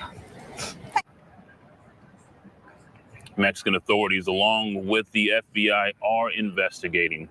Earlier today, I met with a local photographer who showed the 3 the camping area that they eventually went to, and says he almost went on the trip with them.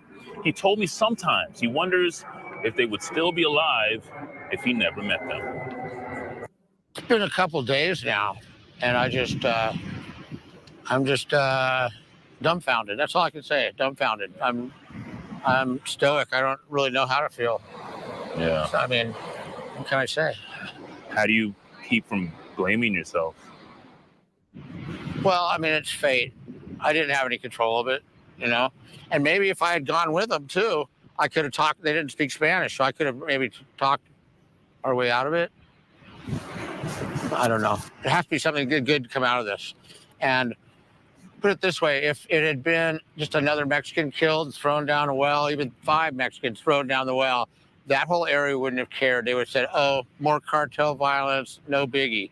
But now that gringos have been killed, especially surfers, this affects tourists. This affects all the people in the area. And Mexican people are beautiful people. Don't get me wrong. There's, of course, the cartel people are bad, but the general people of Mexico are beautiful people. Now the people in Ensenada have raised up their voices, and they had a huge protest down there. Stop the violence for these guys, because they know how this is going to affect the way people feel about coming down to Baja and actually all over Mexico. I mean, you said you've been going there your whole life. Yes. Do you still plan on going back there? Yes, I plan on going back. Yeah, this is a random thing. I'm not afraid to go down to Mexico at all. I'm not afraid. I'd be cautious. I don't think this is a cartel hit. This is some random fool idiots that a robbery went awry. I mean, if they were brilliant masterminds, sure, they'd dump the body, burn the truck, but the girl's found with a cell phone. Wouldn't that be the first thing you throw in the ocean? Come on.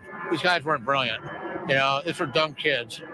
Dumb kids. I feel really bad for the parents of Callum and Jack. I knew Jack too. Jack was an acquaintance. He came by every Saturday and Sunday. He had a surfboard. He'd walk by me. It's tragic. Thibault holding back tears as he spoke with me. It is important to remember the report that Team 10 senior investigator Jim Avila brought us last night. Experts told him that these kind of violent attacks on tourists are truly rare. We will, of course, continue to follow this investigation as it develops. For now, Kimberly will send it back to you in the studio. Yeah, rare, but nonetheless agonizing. And we all... Man. What's up? What's up, Mark? What's up, Bill? Well, you'd almost think it's not safe to go down there, huh? Yeah, man. It's crazy, man. White folks taking L's, man. What's up with you white folks, man?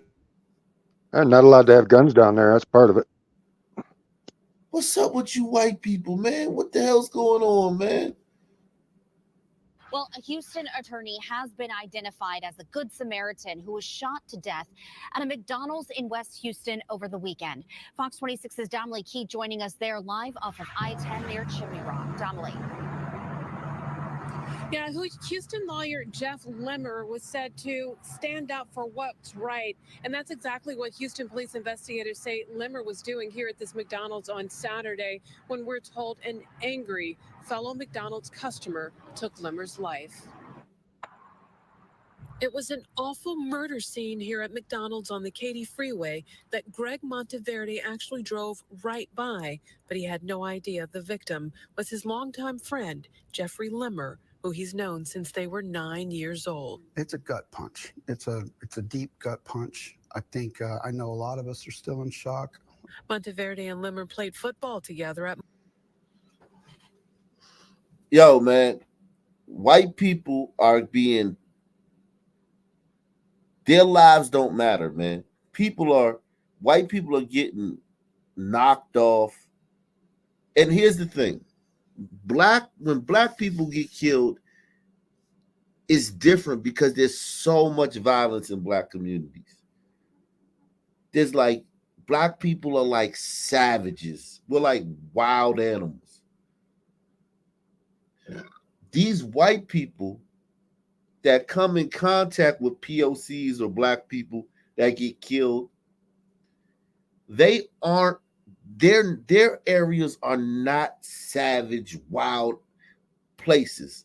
They just happen to come in contact with a Mexican or a black person, cross paths with them, and get killed. So it's actually more tragic when that happens to them. And I get the whole thing, well, they voted for it and shit like that and blah, blah, yada, yada, yada. But at the end of the day, black people are resigned to that. They don't care about their neighborhoods. We don't care if we live in a city where 700 people were killed every one of the last 10 years. White people don't live like that. Why is that? In fact, they were again DNA. talking about football the last time they spoke. He was very proud of his cousin who just got drafted by the Rams. That was our last conversation about a week ago. He was pretty excited about that. According to Houston Police, Limmer, a Houston attorney seen here on his firm's webpage, was at this McDonald's on I-10 at Chimney Rock Saturday around 6 p.m. when another man became irate at the workers. Listen, let me tell you something. If you're in a restaurant and someone gets irate at the workers, man, that's none of your business. I would personally leave. I would suggest you leave. And if you're with a woman and she tries to act like she's going to interject into it, you grab her by her arm, and you squeeze it, and you look her in the face, and you just give her the shut the fuck up sign. Like, that ain't none of your business. Those fucking little fucking McDonald's workers back there, that's their problem. That's their problem. They hate you. If you're white and you go to a McDonald's in a black neighborhood, chat, what's the chance that all the little Boone Chiquas and Marquaviuses behind the counter fucking hate your guts just because you're white? What's the percentage? What's the odds that every fucking Boone Chica and Quantrell behind that counter hates your fucking guts just because you're white and thinks you have some kind of privilege that you don't deserve and that you're responsible for their lot in life?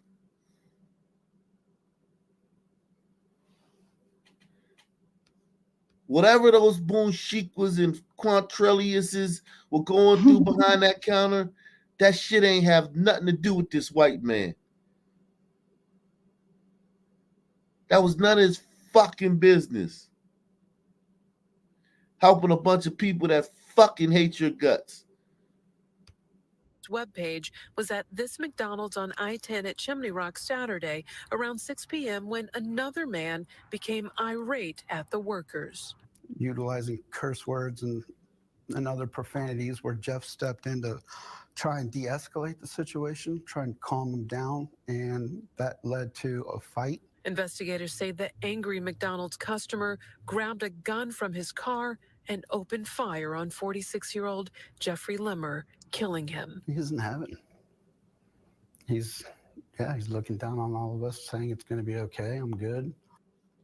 Hey, it's not going to be okay. I don't hear it's going to be okay. It's not okay, man.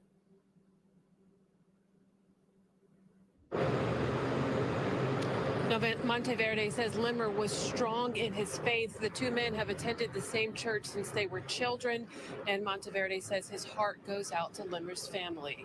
Now, Houston police investigators say the shooter hasn't been caught yet. In fact, he drove away from this McDonald's on Saturday in a blue Ford pickup truck. If you have any information. A blue Ford pickup truck. Hey, man, a work truck.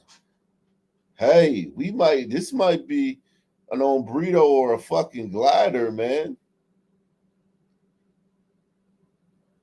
A Tundra, a F-1500.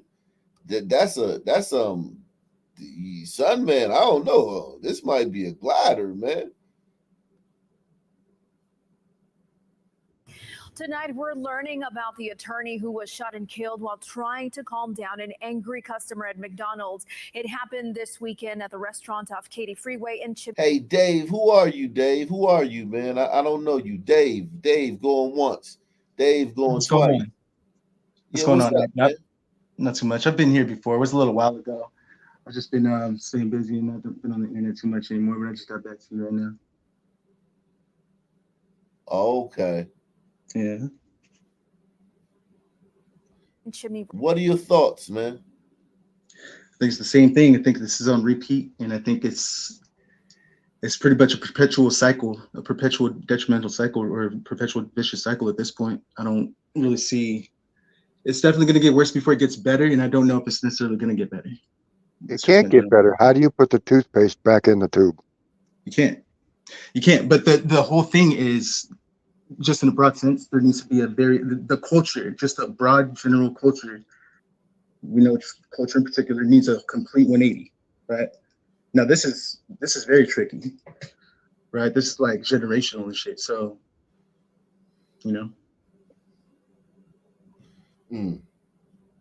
Generations of allowed Tonight, ignorance. his sister is only talking with us here at ABC 13, and our Brooke Taylor is live outside the McDonald's with their conversation. Brooke.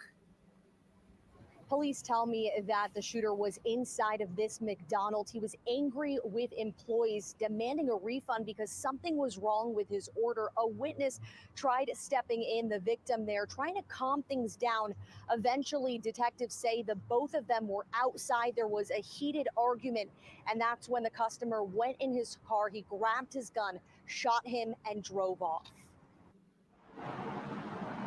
A flag flown at half-staff outside of the McDonald's where local attorney Jeff Limmer lost his life. He loved fiercely. He loved his family and his friends, always laughing, always making jokes, and just loving life. His sister tells Only 13 she was at her daughter's graduation with her parents when they got the devastating news. He had gone over there. I guess he goes over there frequently. He lives pretty close by, and just went over there to maybe get some work done. And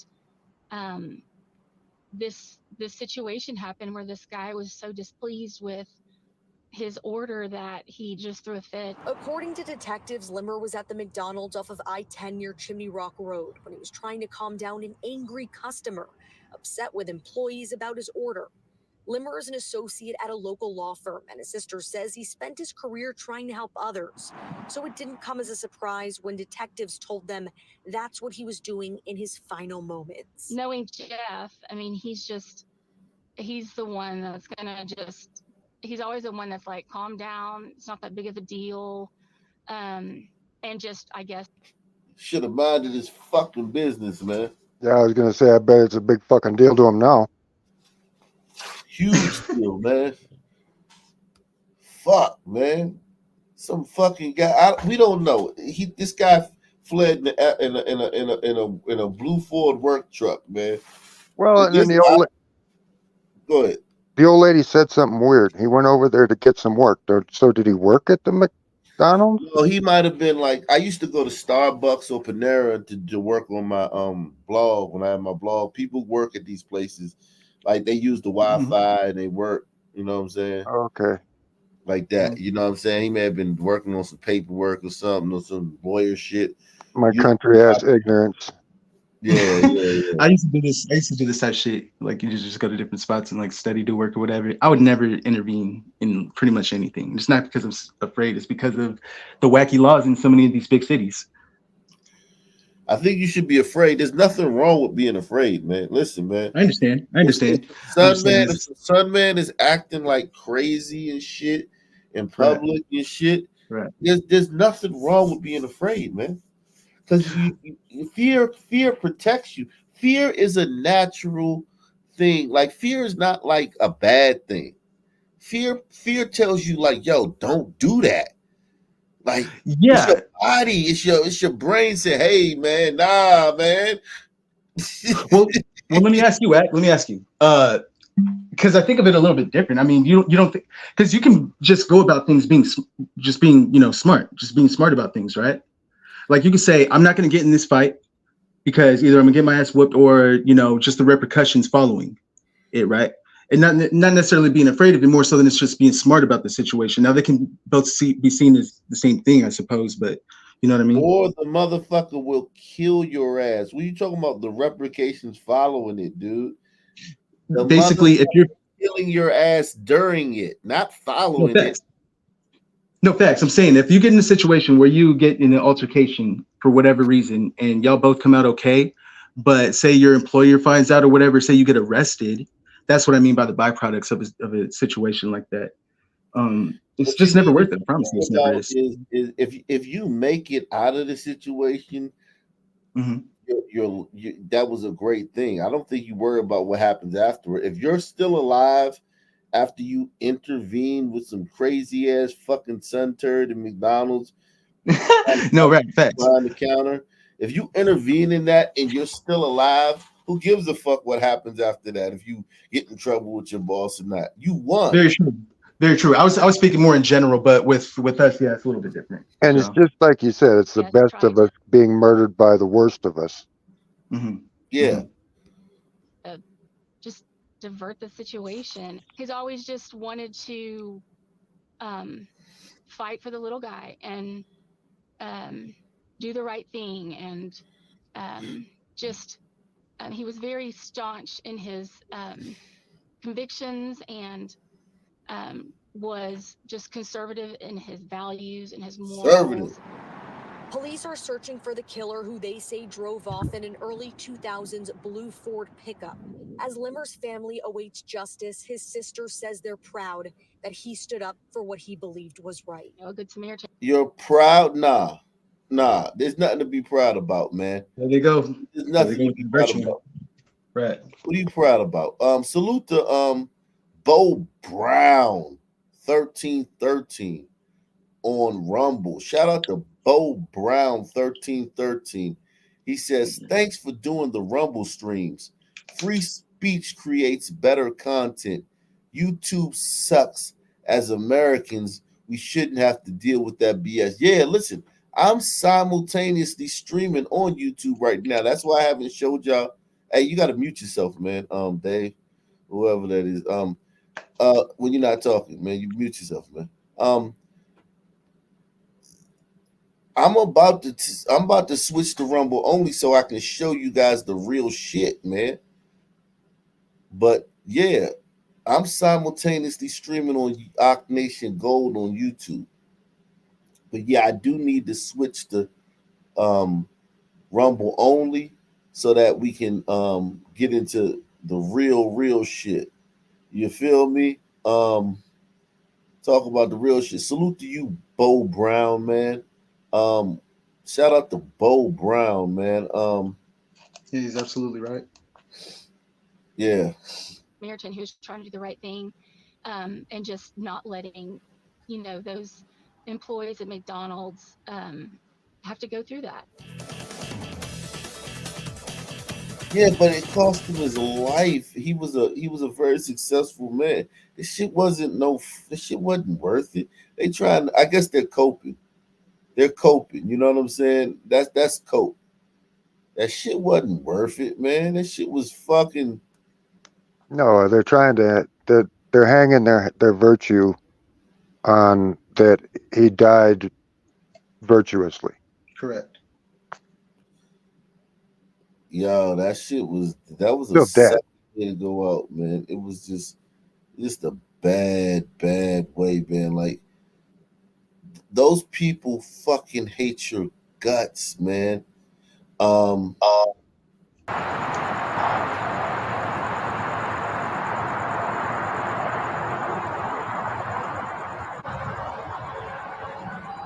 this is the McDonald's. It looks like a lot of white employees behind the counter. Oh shit!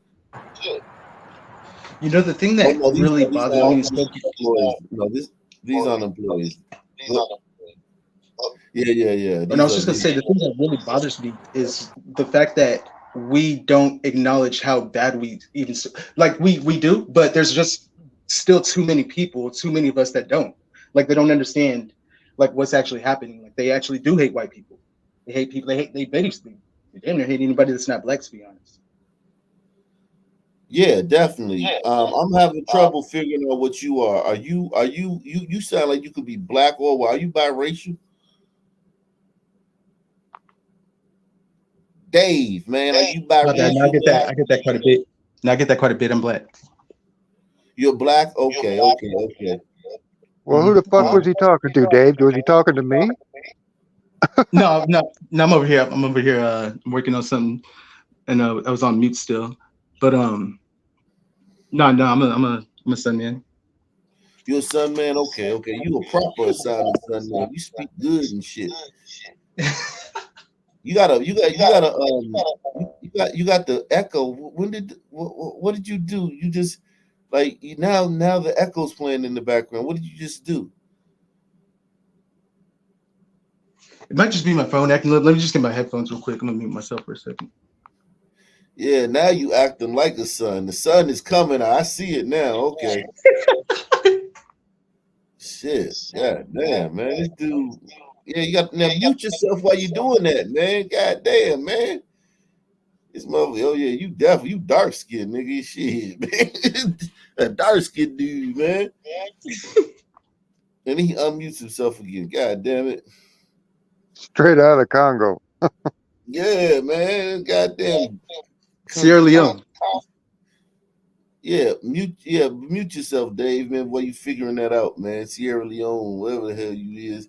Goddamn, African booty scratcher, man. God damn it. You went from me thinking you was white to fucking goddamn thinking you fucking goddamn Bush, man. You about to That's my family from, man. This from West Africa, man. man. Does it sound better now? You went from yes, all right, certainly, but you were to No shit. It's like you just put in that lip plate and he's just. Oh man, my apologies, y'all. My apologies. yeah, man. What the fuck, man? We thought you was one of the good ones, man. Shit, man. You just like the rest of them, man. I'm trying, man. I'm working on it. Shit, man. The fuck. Let's see. Let me go to Twitter for this, man. Let me see, man. Salute to everybody out there, man. Hit the like button on whatever platform you're watching, man. Support the channel. PayPal, Cash App, Super Chat. Let's see, man. Governor Kathy Hochul today. She had some interesting comments, man. Some interesting comments to say the least, man.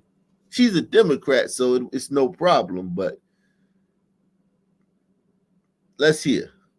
Young black kids growing up in the Bronx who don't even know what the word computer is. They don't know. They don't know these things. And I want the world to open up to all of them, because when you have their diverse voices innovating solutions through technology, then you're really addressing society's broader challenges.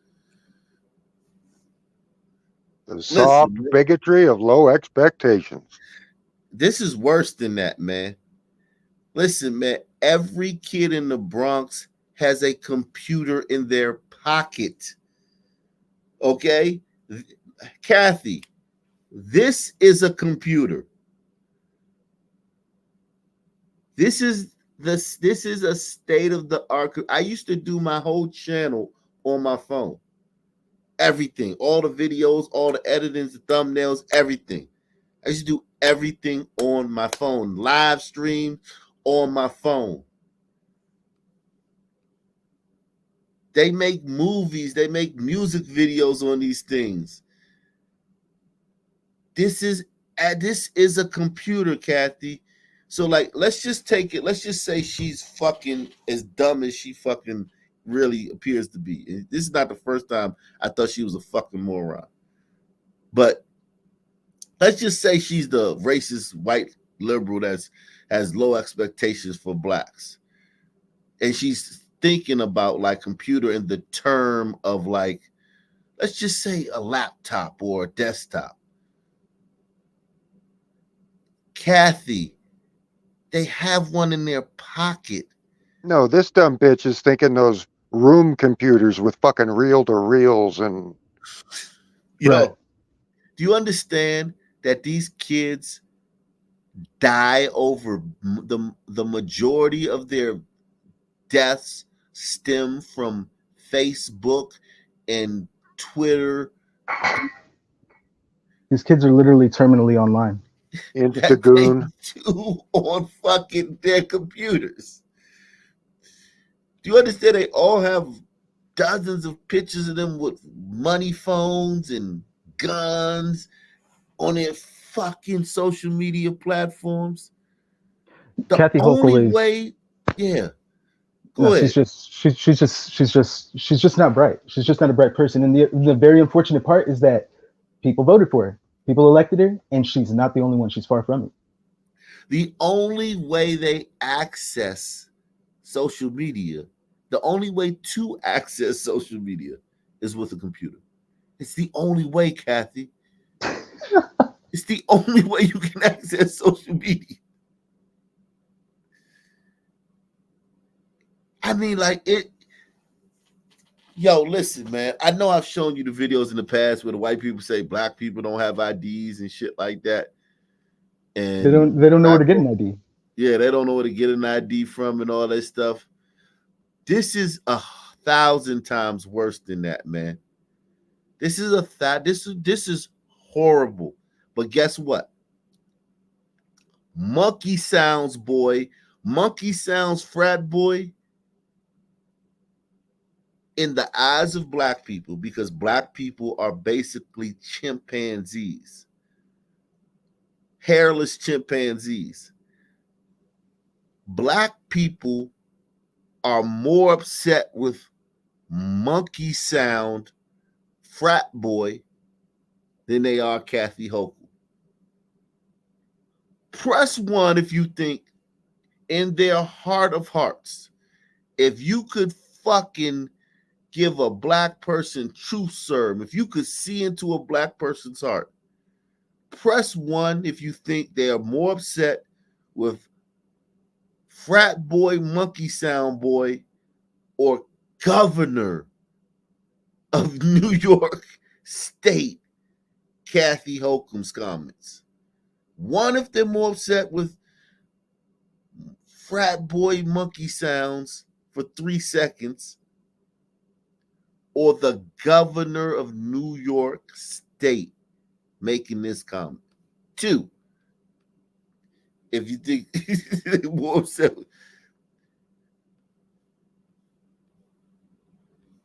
And don't tell me what you think I want to hear. Young black kids growing up in the Bronx who don't even know what the word computer is. They don't know. They don't know these things. And I want the world open up to all of them, because when you have their diverse voices. And she thinks she's caping for them. She was pandering for them. Like, yeah, you need to give them some free stuff. Like, give them a free program in the computer program. She's caping for them. And this is how she thinks of them. This is how she sounds caping. This is how Democrats sound when they're caping for you. Young black kids growing up in the Bronx who don't even know what the word computer is. They don't know. They don't know these things. And I want the world open up to all of them, because when you have their diverse voices innovating solutions through technology, then you're really addressing society's broader challenges. Yes, it's society's fault, man. It's society's broader challenges, man. Look at it. And if they don't know what a computer is, how are they going to access these broader technologies? Well, it's her fault because she's a white woman. You know, she got all the privilege in the world, so she didn't teach them, so they don't know anything. So fucking stupid. Yeah, this is insane. This is bad. This is a fireable offense. She's a fireable, man. She's a Democrat. Yeah, but when you're that stupid to think that, like, I'm not even saying that the kids got to be on there doing fucking chemistry experiments and shit, or doing fucking Excel spreadsheets and shit. Right. I'm not saying that. I'm just talking about social media. The only way you can access social media is with a fucking computer. It's the only way. Not to be an asshole, but I kind of treat electronics the same way the guy in this film there does. Not Yeah, everybody's Tommy, you're an older guy though. Yeah, go yeah, ahead. everybody ain't tech savvy, you know what I mean? It's all good. The kids today are not necessarily what I would call tech savvy either though. They're just good at marketing. They just understand marketing and social media. They just understand the internet. Yeah, It's not and necessarily everything's that easier. It's easier. You right, don't right, need exactly, codes exactly. and shit. Social media has made everything easier, man. For sure. Which has also made people dumber. Yeah, exactly. Like, I mean, what the fuck, man? Like, yo, listen, man. Like, think about it, man. You can't do anything without your cell phone. Like, you really can't do anything, man. Like, there's like everything is done with the cell phone, which is a computer. And she didn't say they don't know how to use it, which No, would she have said been you don't even know the word. they don't know what She the took it there. computer is. It would have been bad if she said they don't know how to use it. That would have been And she terrible. honestly she said if she honestly said that, she wouldn't have necessarily been just completely wrong. There's a lot of kids that don't know how to actually use computers. They're just good Nah, at social media. all these black kids know how to use these computers, man. They're They not know how to even. get on social media. They don't even know. These kids can't read or Yeah, but write. that's all you need. That listen, they don't need to fucking do coding and No, that's shit facts. Yeah, to know how right. to use a computer. Let's see what this. Basically, I'm trying to say, stop downplaying the black community for clout, bro. It's not right. It's not good, bro. We At smart. all, at all. Yeah, It's bro. not good We at all. smart. We know we good. The future is bright, bro. Trust All right, us. guys. So earlier today, I saw a video where Kathy Hochul, the governor of New York, came out and said that kids growing up in the Bronx, specifically black kids, don't know what a computer is.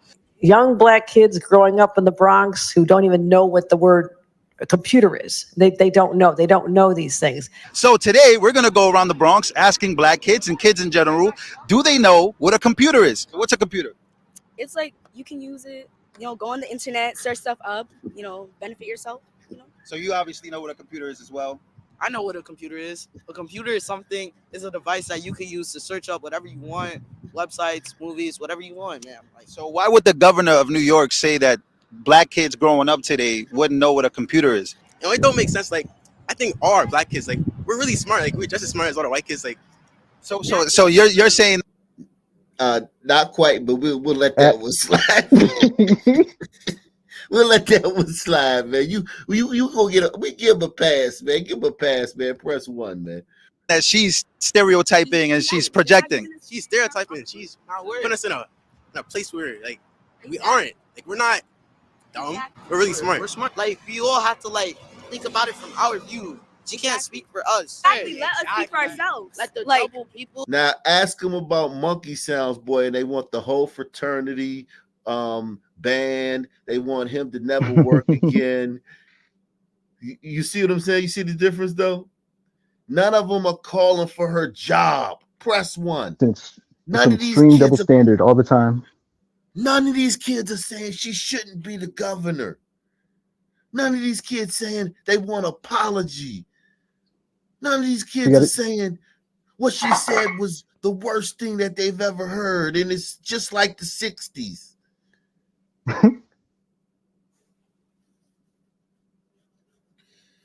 They soft shoeing because he's a damn Democrat. Even little black children know the soft shoe when it's a Democrat. That's very evil to me. The double standard as far as she's a Democrat, so she could say that.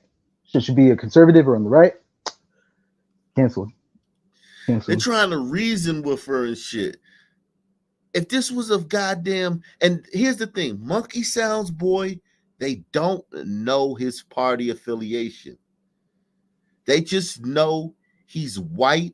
He was with a group of white guys. He's in a white fraternity. And the bunch Wearing of the them had American flag. Yeah, American flag overalls. So they threw him in the Republican Party, man. Not Threw him over there. the American flag overalls. That's domestic terrorism right there. All right, up there with January 6th. None of these kids are calling for this woman's job. None of these kids are saying it's overt racism. It's like the 60s.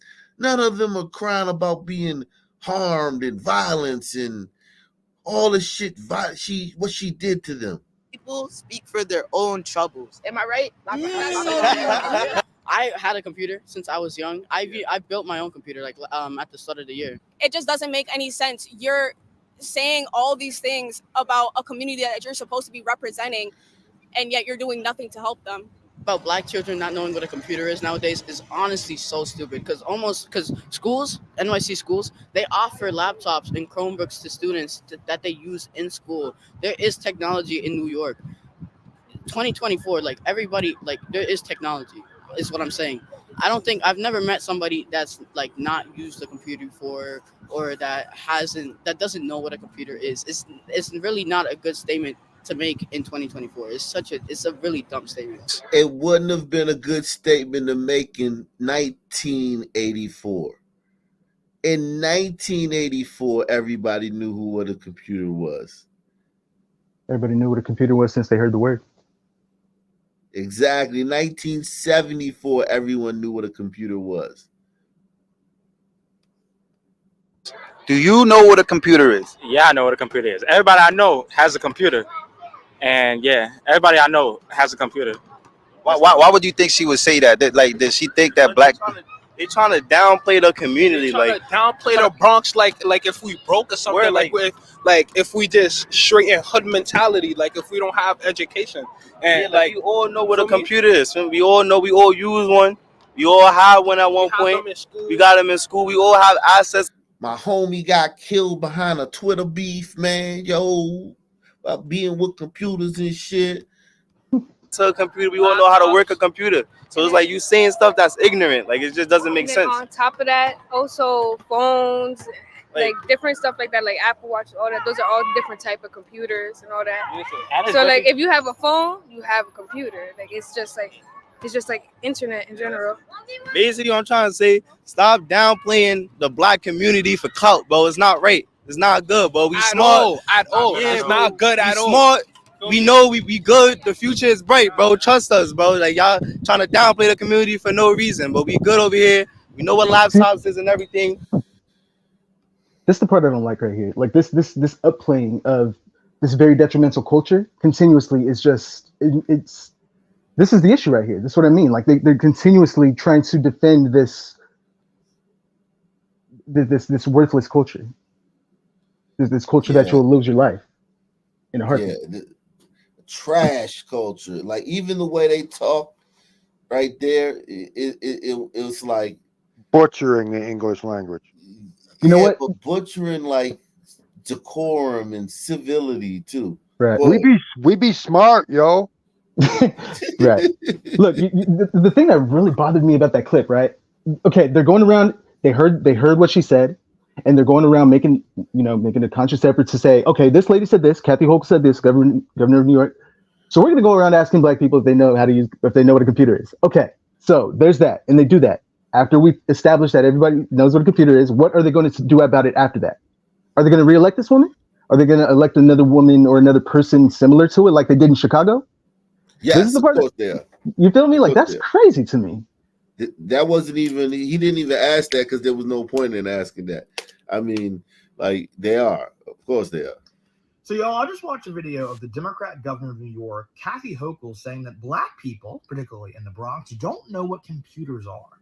That's an exact quote from her, guys. I've got to tell y'all, and excuse my language in advance, but I am tired of these racist-ass Democrats. I am tired of these racist-ass Democrats and the pass that the media gives them every single day to say this filth. Imagine if any Republican said what she just said. Imagine if Donald J. Trump said what she just said. If a Republican said black kids in the Bronx know how to use computers, they'd be like, of course we do. I mean, can you believe that, man? The Republicans said we know how to use computers as if there was even a question that we knew how to use computers. Said every single day, Democrats get a pass to belittle black people, to demean black people, to spit in our face, to play in our face, and everyone just gives them a pass to do so. The only time they have to pretend to care about black people is during an election year. And even then, as it appears by Governor Hochul's comments, the mask still has a tendency to slip. Because they can't hide who they are. They believe in the bigotry of low expectations. They believe that black people are ignorant. They believe that black people can't be independent. They believe that black people can't stand on our own 2 feet. But I've got to tell them something. Let me let you in on a secret. The color of my skin is not a disability. I'm a 21-year-old young black man who doesn't believe that the color of my skin is a disability. Well, it's not the color of your skin, man, but that's not the problem, man. The color of your skin not the problem, man. What's up, Soul, man? What's your thoughts, man?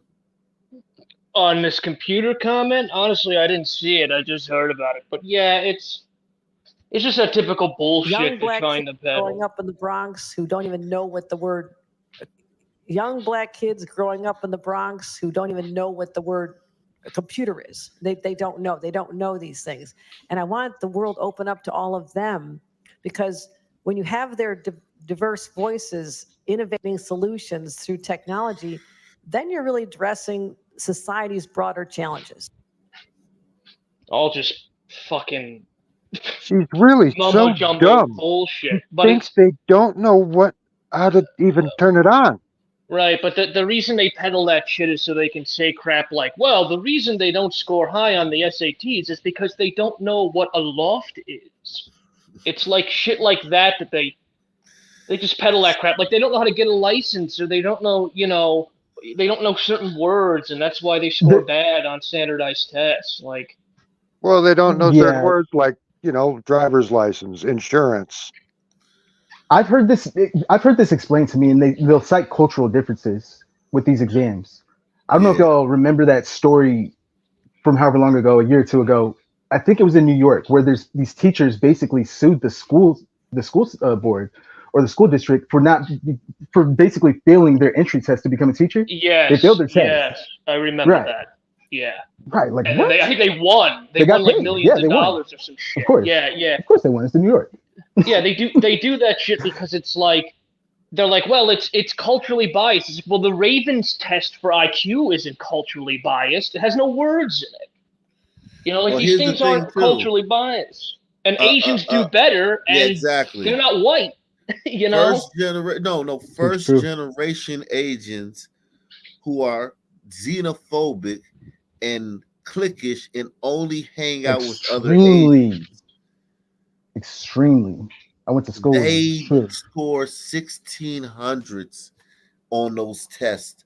I think we had like 12 Asians in my high school that got perfect scores on the SAT. Oh, they went and fucked up the bell curve for everybody. Now, and no white kids got a perfect score, and of course, no black kids did. But I almost did. I'm not gonna lie. I wish I did, but I tried, but I didn't. Here's the thing, though. If the test is culturally biased, and blacks are from America, they've been here for all these years. How does a first generation Asian with no money come over here and get a perfect score? Yeah, because here's the thing. People just have to start accepting that there are differences. It's like there are, and it's so obvious. But it doesn't mean like you treat people like a piece of shit. No, see, that's what people aren't realizing. They don't. It's like you don't just because blacks they don't treat blacks like they. No, I understand that, but people tend to believe that if we adopt this mindset that blacks run faster because they have longer limbs and and all this shit, that we're gonna somehow like like in 20 years we're gonna be Nazi Germany or some shit. It's like, no, you just have to treat everyone like individuals and accept, there's differences even within the same group. Like there's differences in intelligence between whites, between everybody. It's genetic. And you just have to start, Germans are smarter than Italians. Right. You know what I'm saying? And Irish tend to have lower IQs than, it's just, there's just things, like first, it's like the Irish and the Indians. That's why when they drink, they get all fucked up because they're more susceptible to alcohol. The Irish Hey, and if it the wasn't for The fucking biochemical whiskey, the difference. Irish would rule the world. yeah. But it's just a genetic thing. It's like you have to accept the fact that genes are real, but that doesn't mean we treat people like shit. Like, well, all right, all the black people go to a concentration camp now. That's all you're good for. Like the people can't accept that though, and it's. Let's see what this white man has to say. Democrats think minorities are stupid, and they have absolutely no respect for them. And if you think I'm off base here, ladies and gentlemen, I give you the Democrat governor of the state of New York, Kathy Hochul. Young black kids growing up in the Bronx who don't even know what the word a computer is. They don't know. They don't know these things.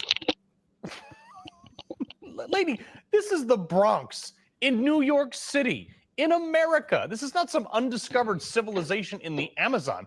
What was she thinking? Of course, after she got absolutely shellacked on the internet, she got clobbered for this. She tried to walk it back, but that didn't stop her from saying it in the first place. This was she's just a dummy. That's all she is. Off the cuff. This was not in prompter, obviously. This is how she really feels. What was she thinking? Mm-hmm. Probably nothing, actually. They She wasn't. never think. These She wasn't big thinking. Democrats never think. They think they're so lofty and so smart and so much better. And every once in a while, that truth just kind of slips out there, and then you get stuff like this.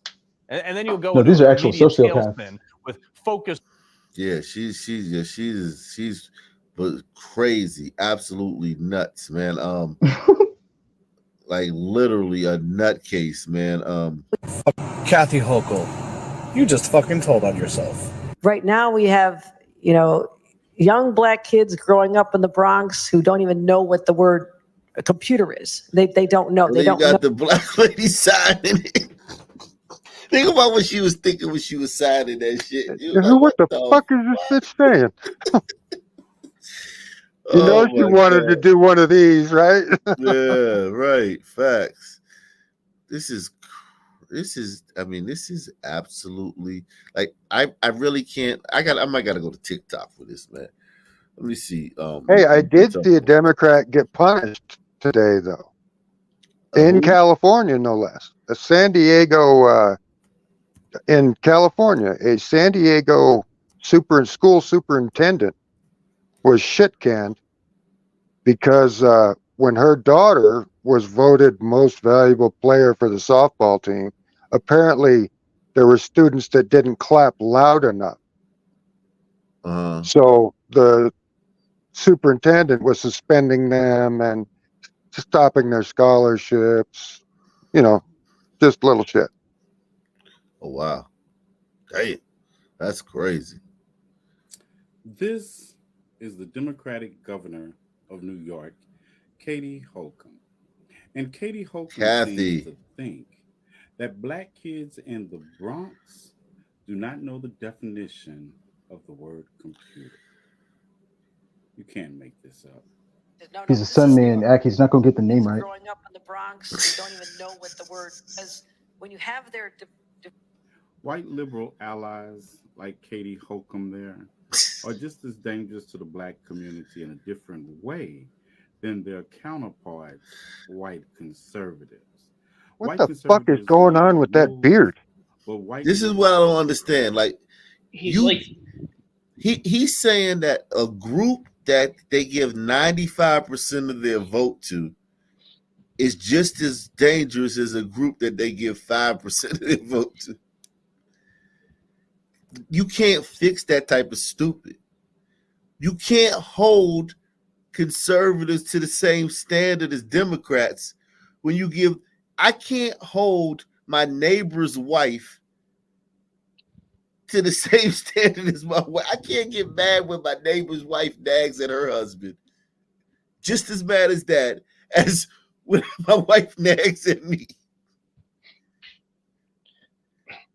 Yeah, I can't take this guy seriously with that. He's like the bizarro Wendy girl. He's like the exact opposite, a black man with a red beard. Yeah, what man. the fuck? Black folk just don't get simple things like you can't keep throwing all your problems on the fucking lap of Republicans when you never vote for them, when you always talk shit about them, when you support wholeheartedly their diametrical rival.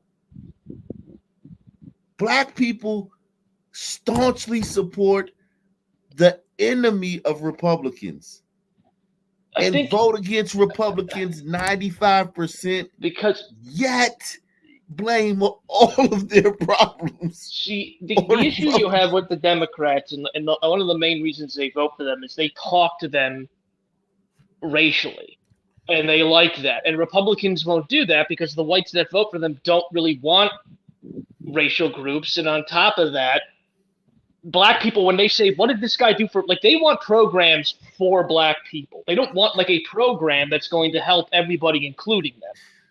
They want somebody to write legislation that's like black people. It's like the contract with Black America. Everything in there is fucking retarded, but it's just for black people.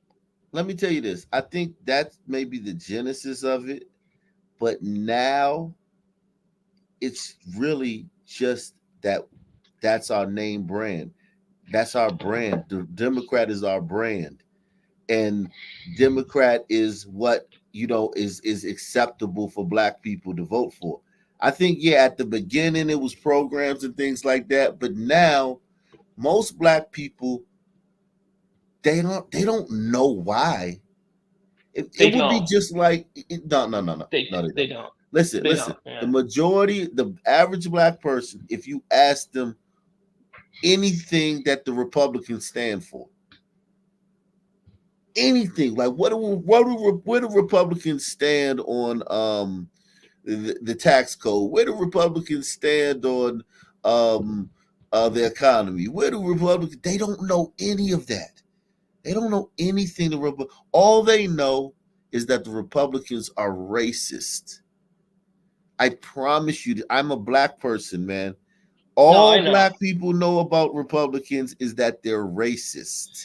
Trust me, I've had plenty of discussions with black people, and one of them will be like, well, my uncle voted for Trump, and it's weird. It's like they'll just say shit like you're right. I mean, at this point in time, it's not even a defense of what Democrats do. It's just Democrats the default, and you got to prove to them somehow, like like trying to pull a fucking donkey to water. No, that's where you're wrong. You can't. There's nothing Republicans can do. Republicans can't prove anything to them.